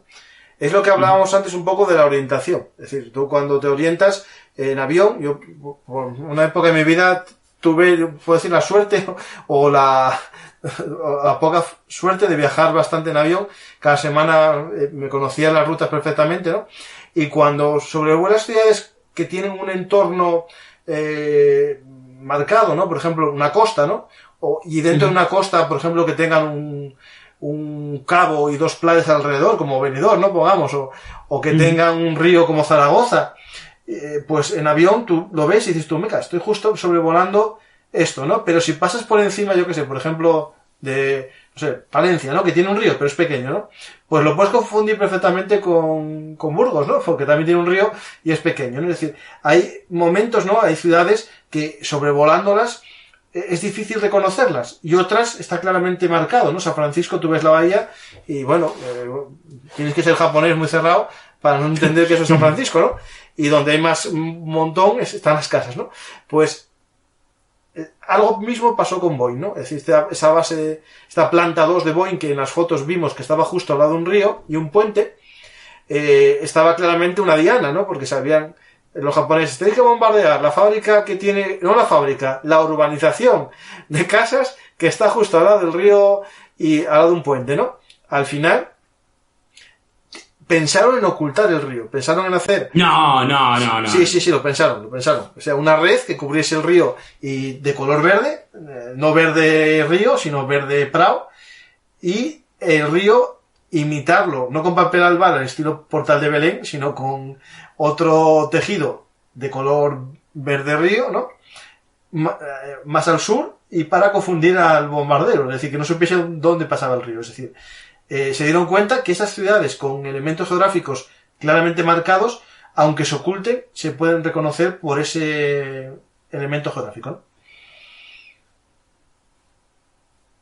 Y el río se llamaba el río Dawasmith. Dawasmith o Dawasmith, no sé. Pero tú te imaginas la cantidad de recursos que tienes que tener para decir, vamos a cubrir un río. Bueno. Durante un trecho, a ver, no muy largo, pero yo qué sé, ¿un kilómetro? Ya. Que cubrir un río por 1 kilómetro es mucho, ¿eh? Que no... es mucha tela, mucha cosa, ¿verdad? Hombre, bueno, te dirían los alemanes, si fueron capaces de traer tartas de Navidad a sus soldados, ¿cómo no van a ser capaces de cubrir este río? ¿Tú has hablado alguna vez de los buques heladeros de la Navy norteamericana? No, esos no. Pues un día te invito a que hagas un podcast o hagamos un podcast sobre los buques heladeros. Es decir, durante la Segunda Guerra Mundial había buques cuya única misión era crear helados para los soldados norteamericanos en el Pacífico y en el... ¿Por qué? Porque ¿Qué hay más bonito para un joven de 18 o 17 años que va a la guerra que recibir una ración de helado como la que toma en su casa? No, eso sube la moral. Es decir, eso es cierto 100%, como hacer un McDonald's en Bagdad, ¿no? Por lo mismo. Sí, bueno, vale, pues entonces esta gente lo hicieron muy bien. Tanto, atentos, que he dicho antes que había pilotos que no se atrevían a aterrizar ni aunque le pusieran el tío con bandera, y es que muchos estaban confundidos con el camuflaje, la ausencia de punto de referencia, muchas veces sabía que estaban sobre el puerto y no eran capaces ellos mismos, habiendo oído un montón de veces, de saber que tenían que aterrizar allí, y cuando había un poquito de nube directamente ni se planteaban la opción, se iban a otro lado a aterrizar y punto y pelota. No, y de hecho ten cuidado que si llegan a cumplir una de sus ideas hubiesen aterrizado en otra base, porque también pensaron hacer como el falso París una base igual a unos kilómetros para que se confundiesen los japoneses, es decir, en la ruta posible de los aviones hacer una fábrica con aviones falsos, con tejados falsos y con un río falso, ¿no? O aprovechar un meandro justo igual para hacer ahí una falsa fábrica. O sea, eso ya es más vueltas todavía. Bueno, dicen que eso, que a menos que el piloto tuviera claro que era allí donde tenía que aterrizar, que no lo intentaba. Y aquí vamos a ver, bueno, y me dirás, ¿por qué? Bueno, porque es que los pilotos tenían que ir físicamente. No hubo imágenes ni fotografías aéreas de estas fábricas hasta que ya llegó, pues, la paz, la segunda mitad del año 45. Pero hubo una vez que se autorizó a hacer fotografías por un motivo y era para ser analizadas. Según cuentan, en el año 43 le pidieron a Bert Manion, que era el fotógrafo de un diario, de un periódico de información dentro de la Boeing, la denominada Boeing News, pues que tomara fotografías aéreas de la planta 2 para ser evaluado por los jefes en la Washington DC. O sea, tú haz una foto que se va a mandar a los jefes para que vean el resultado. Pero es de lo que hizo internamente la empresa y pagó la empresa, no el ejército. No, claro, él hizo la foto y pedirían permiso. Oye, mira, que vamos a mandar un fotógrafo para hacer fotos, vale, perfecto. Este hombre hace las fotos, toma un par de rollos con su cámara desde una avioneta Stearman de cabina abierta y llega al campo Boeing y descubre que solamente hay un rollo. A ver, el FBI se volvió literalmente loco. Don interrogando, pensando que se le había que le había quedado, que se lo iba a vender a los alemanes, que se lo iba a vender a los japoneses. Se registró el avión, se desmontó el avión, se peinó todo el aeródromo porque pensaban que a lo mejor como la avioneta era una avioneta abierta, pues el rollo en un momento dado se había caído. Dice que hicieron todo lo imaginable. ¿Te acuerdas de la película esa de coña de Space Jam, la de que peina el desierto? Sí. Pues literalmente hicieron lo mismo, y con un secador también. Peinaron todo el desierto buscando, Sí. No lo encontraron. Al final, nuestro amigo Manion, el fotógrafo, fue absuelto de la sospecha de espionaje y seguiría trabajando para la Boeing durante 4 décadas. La película dice que nunca apareció. A principios del año 45 sí que se publicaron fotografías a nivel del suelo de la planta 2, pero no fotografías aéreas, te digo, hasta que no estamos hablando de la segunda mitad del año 45, cuando ya pues, ha firmado la rendición Japón, sobre todo a partir de agosto. Y bueno, mientras tanto, ¿os acordáis de nuestro amigo Deliet, este tan famoso, que estaba casado con Verónica Ley? Sí. Pues sí. La vida ya, después de todo el éxito que tuvo con la Boeing, las cosas se les jodió. Porque su matrimonio con esta superestrella terminó 3 meses después de que el embarazo que en aquel momento tenía Verónica estaba rodando. Dudley nunca volvió, después de aquel litigio, a la industria del cine y no regresó a California, dicen, durante 2 décadas, no recordar aquella experiencia. Tras la guerra, se casaría con Virginia Crowell y se convirtió en un arquitecto en Seattle, donde había estado trabajando, recordamos, para la fábrica de Boeing, diseñando edificios emblemáticos para esta ciudad, como puede ser la Universidad de Washington, el Hospital Infantil, y cuando Dudley perdió su segundo hijo, este se llamaba Christopher Dudley, con 3 años en el año 60, el arquitecto y su esposa también abandonaron Seattle y, bueno, pasaron tiempo en Hawái, en Baltimore y al final se fueron al sur de California. Sí. Y bueno, al final este plan que tenía él, ¿no? Sí. Que incluso su vida también profesional al final tampoco se cumplió, ¿no? Porque ese plan que tenía él de ocultar el río no se llevó a cabo, no porque fuese una locura, ¿no? Sino porque cambió un poco ese giro que se produjo en la guerra a finales del 42, ya para el 43, y los japoneses ya empiezan a retirarse de las aleutianas, ya no hay esa amenaza clara de un bombardeo, y dijeron, ¿para qué vamos a gastar dinero y tiempo, no?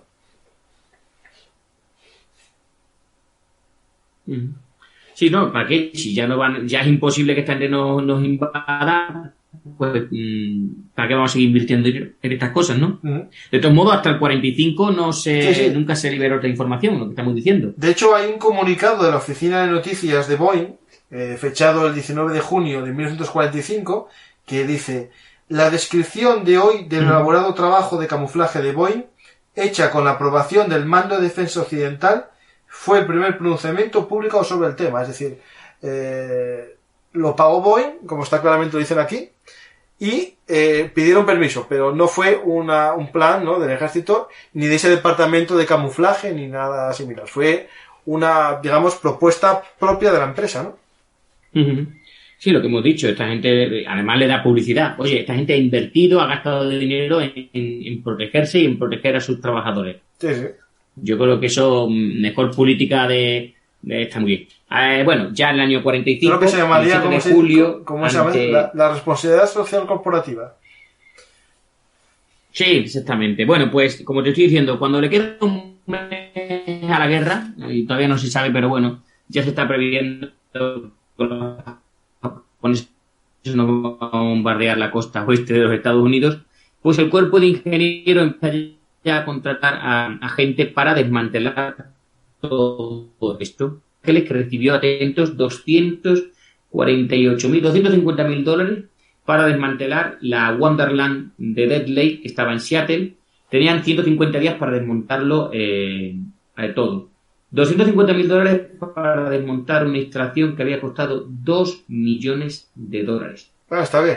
Pero, según la Boeing, se había gastado el doble, ¿vale? 2 millones para una y 2 millones para otra. Tanto Boeing como la Douglas hicieron una operación fotográfica de toda esta industria que habían hecho tan importante y enviaron, como has dicho tú, a estas empleadas para que posaran y quedaran tan monas en esta fotografía diciendo: mira qué bonita esta ciudad que hemos construido. Bueno, la idea era... más de uno viendo las fotos quería ir a vivir al vecindario seguro, o sea, te digo yo. De los oyentes, ya algunos ya seguro que dice: pues está bien esta urbanización. Sí. Pero bueno, ya lo que estamos diciendo, en unos meses, en 150 días tenían que desmontarlo todo y desapareció. Lo que pasa es que la Boeing aprovechó este periodo que decíamos, la Boeing News, para hacer todas estas fotografías, hacer estos montajillos y bueno, pues que sus trabajadores, y este vídeo tan bonito que has puesto tú, esta película tan interesante, para enseñar algo que luego iba a desaparecer, ¿verdad? Es un arte efímero, por decirlo de alguna manera. Sí. Esto, digamos, que incluso podríamos hablar un poco de que se hizo sin permiso de obras, ¿no? Esto no está... esto es lo típico, eso es ¿no? bueno, ¿eh? Seguro, esto es lo típico que te dejan hacer como en pandemia, vamos a poner más metros de terraza, pero después las ordenanzas municipales no lo dejan, ¿no? Pues esto perfectamente podría haber quedado decorando el tejado en toda su vida, pero lo quitan porque seguro que, primero, el coste de mantenimiento, ¿no? Pero lo gracioso de todo esto es que a día de hoy, ¿no? Hay tejados de fábricas que empiezan a hacer algo parecido a esto. Por ejemplo, el tejado de la fábrica de Fiat en Turín, creo que es en Turín, la gran fábrica que tiene, que es un circuito que probaban los coches, lo van a reconvertir en algo parecido a esto. Sí, pero yo creo que es porque con el césped dice que aclimata mejor. Sí, se aclimata, ¿no? Sí. Reduce el gasto de calefacción y todo eso. Sí. Bueno, pero que quitaron ya toda la pintura, ¿no? Digamos que ya sí. Como lo que le costó pintar todos los cristales negros, ahora dicen: oye, ¿y ahora que hay que quitar toda la pintura? Y que me cago en su... ¿Pero con qué? ¿Con acetona? Me imagino con a rascar. A rascar ahí. A rascar con palanqueta y quitar la pintura de la ventana. Y de hecho, bueno, hay todos esos cambios. Pero es interesante, ¿no? Que hay una frase que dijo uno de los protagonistas, creo que fue Mike Lombardi, un historiador corporativo de Boeing. Es decir, estas grandes empresas tienen su revista propia, tienen sus historiadores, ¿no? Un poco como sus cronistas, ¿no? Y dijo lo siguiente: con casi 100 años de grandes aviones, uno pensaría que las preguntas más frecuentes dirigidas a la oficina de historia de Boeing sería sobre el B-17, el 314 Clipper, el 707 o el 747. Pero sin duda el tema más popular es el barrio de la Planta 2. A día de hoy el tamaño, el alcance y la imaginación de ese proyecto siguen cautivando y asombrando al público y a los empleados. Y espero que ahora mucha más gente, ¿no? Lo conozca y que alguno pregunte a Boeing sobre estos tejados, ¿no? Me imagino como cuando la gente va al Congreso y pregunta dónde están los tiros de Tejero. Pues me imagino yendo a la fábrica número 2 de Cohen diciendo, ¿dónde está la fábrica, la antigua? Enséñanos fotos, ¿no? Aunque como has visto tú, ese vídeo es maravilloso, cómo se ve. Me encanta ese momento en que al agua entra el camuflaje y dices tú, coño, sé que estamos hasta cubriendo parte del agua para que no se note dónde llega. Pero yo me imagino eso, los pilotos intentando realizar. Tú imagínate que tú vas con tu coche y te dicen, no, eso que estás viendo en la calle enfrente no es un muro. Y te vas acercando y efectivamente ves que no es un muro, sino es un efecto visual. Pues la misma idea es la que tiene que ser la de un piloto. Sí, me imagino. Dirán, el aeropuerto está al lado de una fábrica. ¿Pero qué fábrica? Que hay un aeropuerto y no hay ninguna fábrica que está... Pero si hay una vaca y hay un señor que me lo voy a comer... No, eso es increíble, buenísimo. Sí. Pues, Esaú, muchas gracias por esta historia hablada desconocida para muchos. Es decir, yo sí que había visto fotos y cuando me dijiste vamos a hacer un programa sobre esto, me puse a mirar cosas y eran muchas más fotos de lo que yo había visto y espero que muchos oyentes hayan descubierto esto del camuflaje urbano y nunca mejor dicho. Esto es camuflaje urbano porque se hicieron una ciudad para camuflar una fábrica, ¿no? La historia es buenísima. La historia de la línea de trailer, no solamente en lo militar, pero es el ingenio humano cuando tienes presupuesto, ¿verdad? Como dice un amigo mío que era mecánico, dice, sí, los coches americanos corren mucho, claro, si consumen como unos cabrones. Pues, si tú tienes dinero y presupuesto, quiero hacer desaparecer una fábrica. Los alemanes durante la Segunda Guerra Mundial lo tuvieron más chungo. Ellos tuvieron que meter la fábrica bajo tierra, los japoneses... Sí. ¿Te acuerdas? Durante la dispersión cogían los aviones y se los llevaban a centenares de metros de la pista para que no se destruyera, la dispersión absoluta. Pero cuando tú tienes dinero, tú puedes hacer... Dinero, y no te bombardean aparte, que está mejor, eso ya... Tienes más tiempo para moverlo. De hecho, a mí me encantó el tío que hizo su estudio sobre leguminosas y hierbas para cuidar un campo de aviación, tío. Qué bueno. Eso es muy fuerte, ¿eh?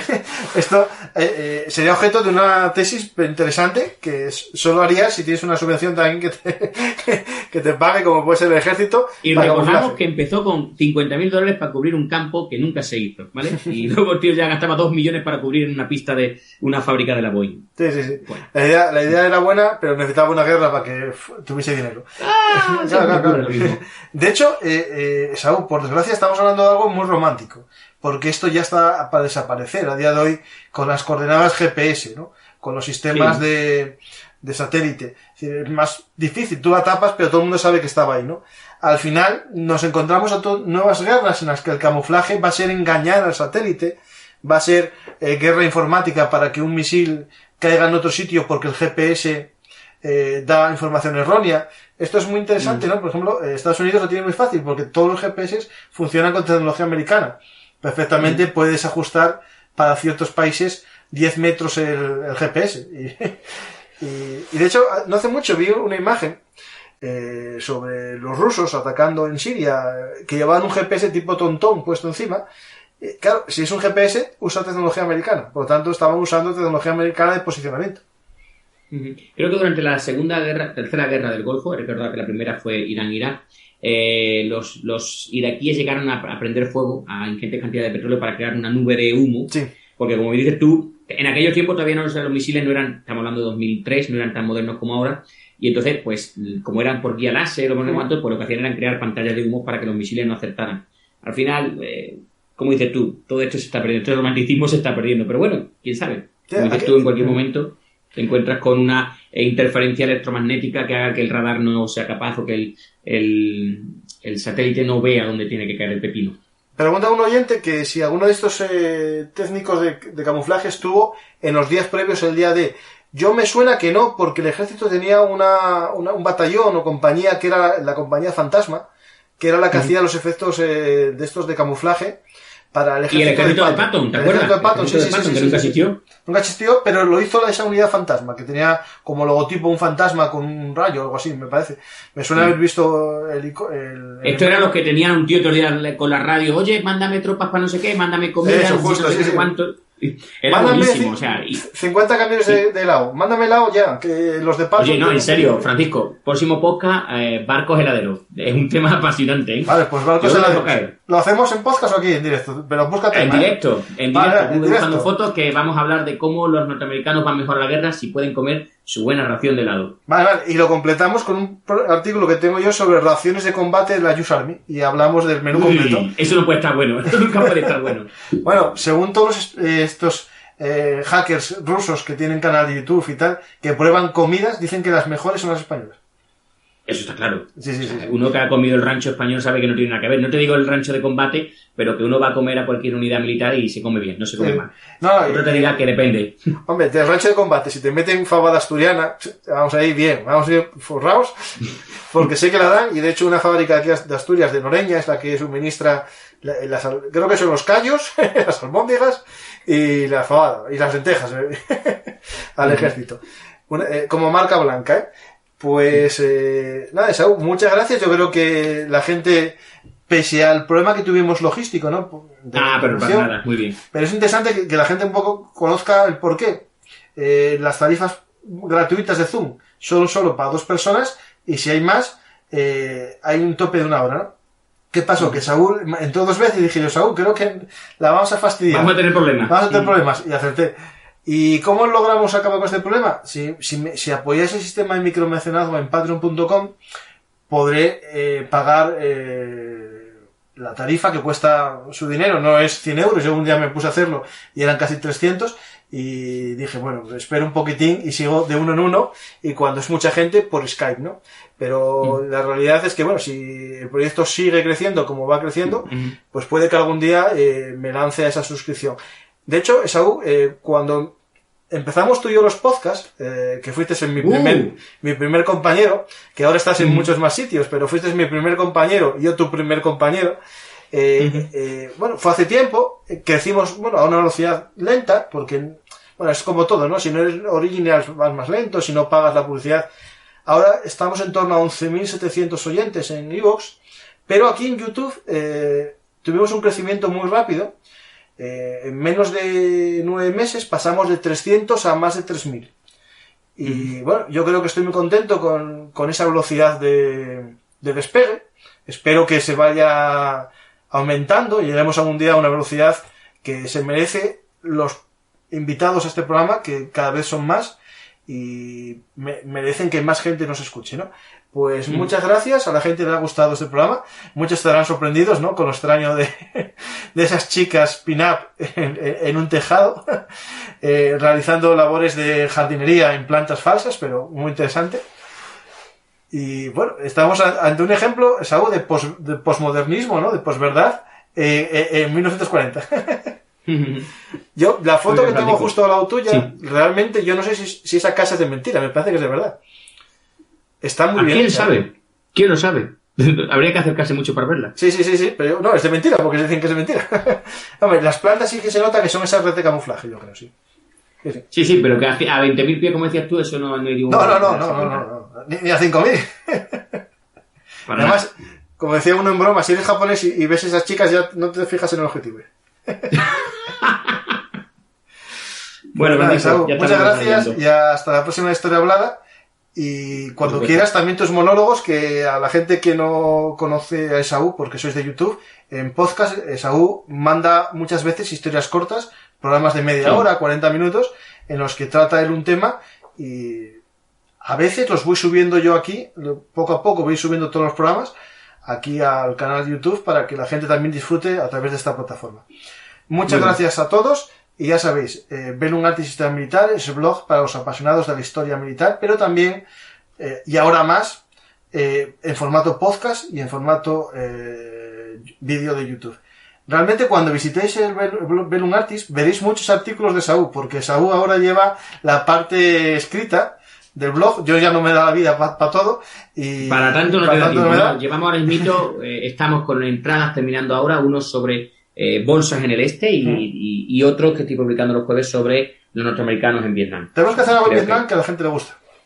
Vietnam siempre gusta, sobre todo si puedes poner buena música, ¿vale? Eso ya, el problema es YouTube, que no deja poner buena música. Ese es el problema. Bueno, pues Francisco. Dice aquí uno, que te conoce, sí, parece, dice, Saúl es experto en friquismos entre los friquismos de la Segunda Guerra Mundial. Eso no es del todo cierto, pero bueno, si dice que me conoce seguramente sí, así. No sé, yo creo, no sé.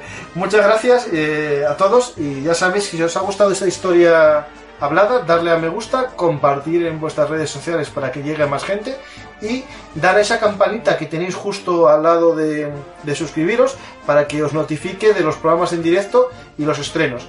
Y nada más, ya sabéis que si os ha gustado esta historia hablada, nos podéis apoyar en nuestro sistema de micromecenazgo en patreon.com/velunartis o directamente en YouTube y en iVoox, para que os beneficiéis de los estrenos anticipados de vídeos y programas exclusivos para cada plataforma.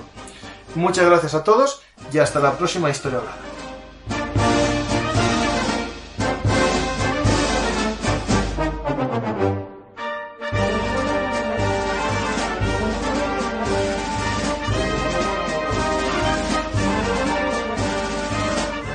Hola amantes de la historia militar, ahora nos podéis apoyar directamente en iVoox. Si sois fans de Velum Artis Historia Militar, podéis apoyar nuestro proyecto y beneficiaros de la escucha anticipada de los programas exclusivos para podcast. También nos podéis invitar a un café en nuestro sistema de micromecenazgo en patreon.com/velunartis. Ya sabéis, nacimos para contar historias y queremos seguir contándolas para todo el mundo, por lo que no tenemos episodios exclusivos para fans, pero así nos podéis mostrar vuestro apoyo para que sigamos contando historias con aún más.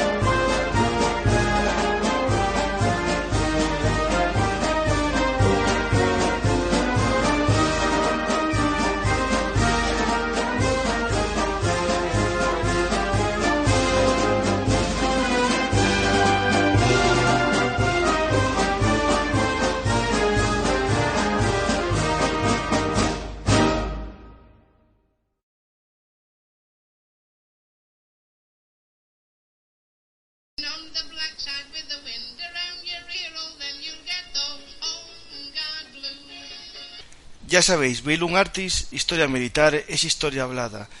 Estamos como siempre en todas las redes sociales, pero recordar, ahora nuestra dirección es velunartishistoriamilitar.blogspot.com.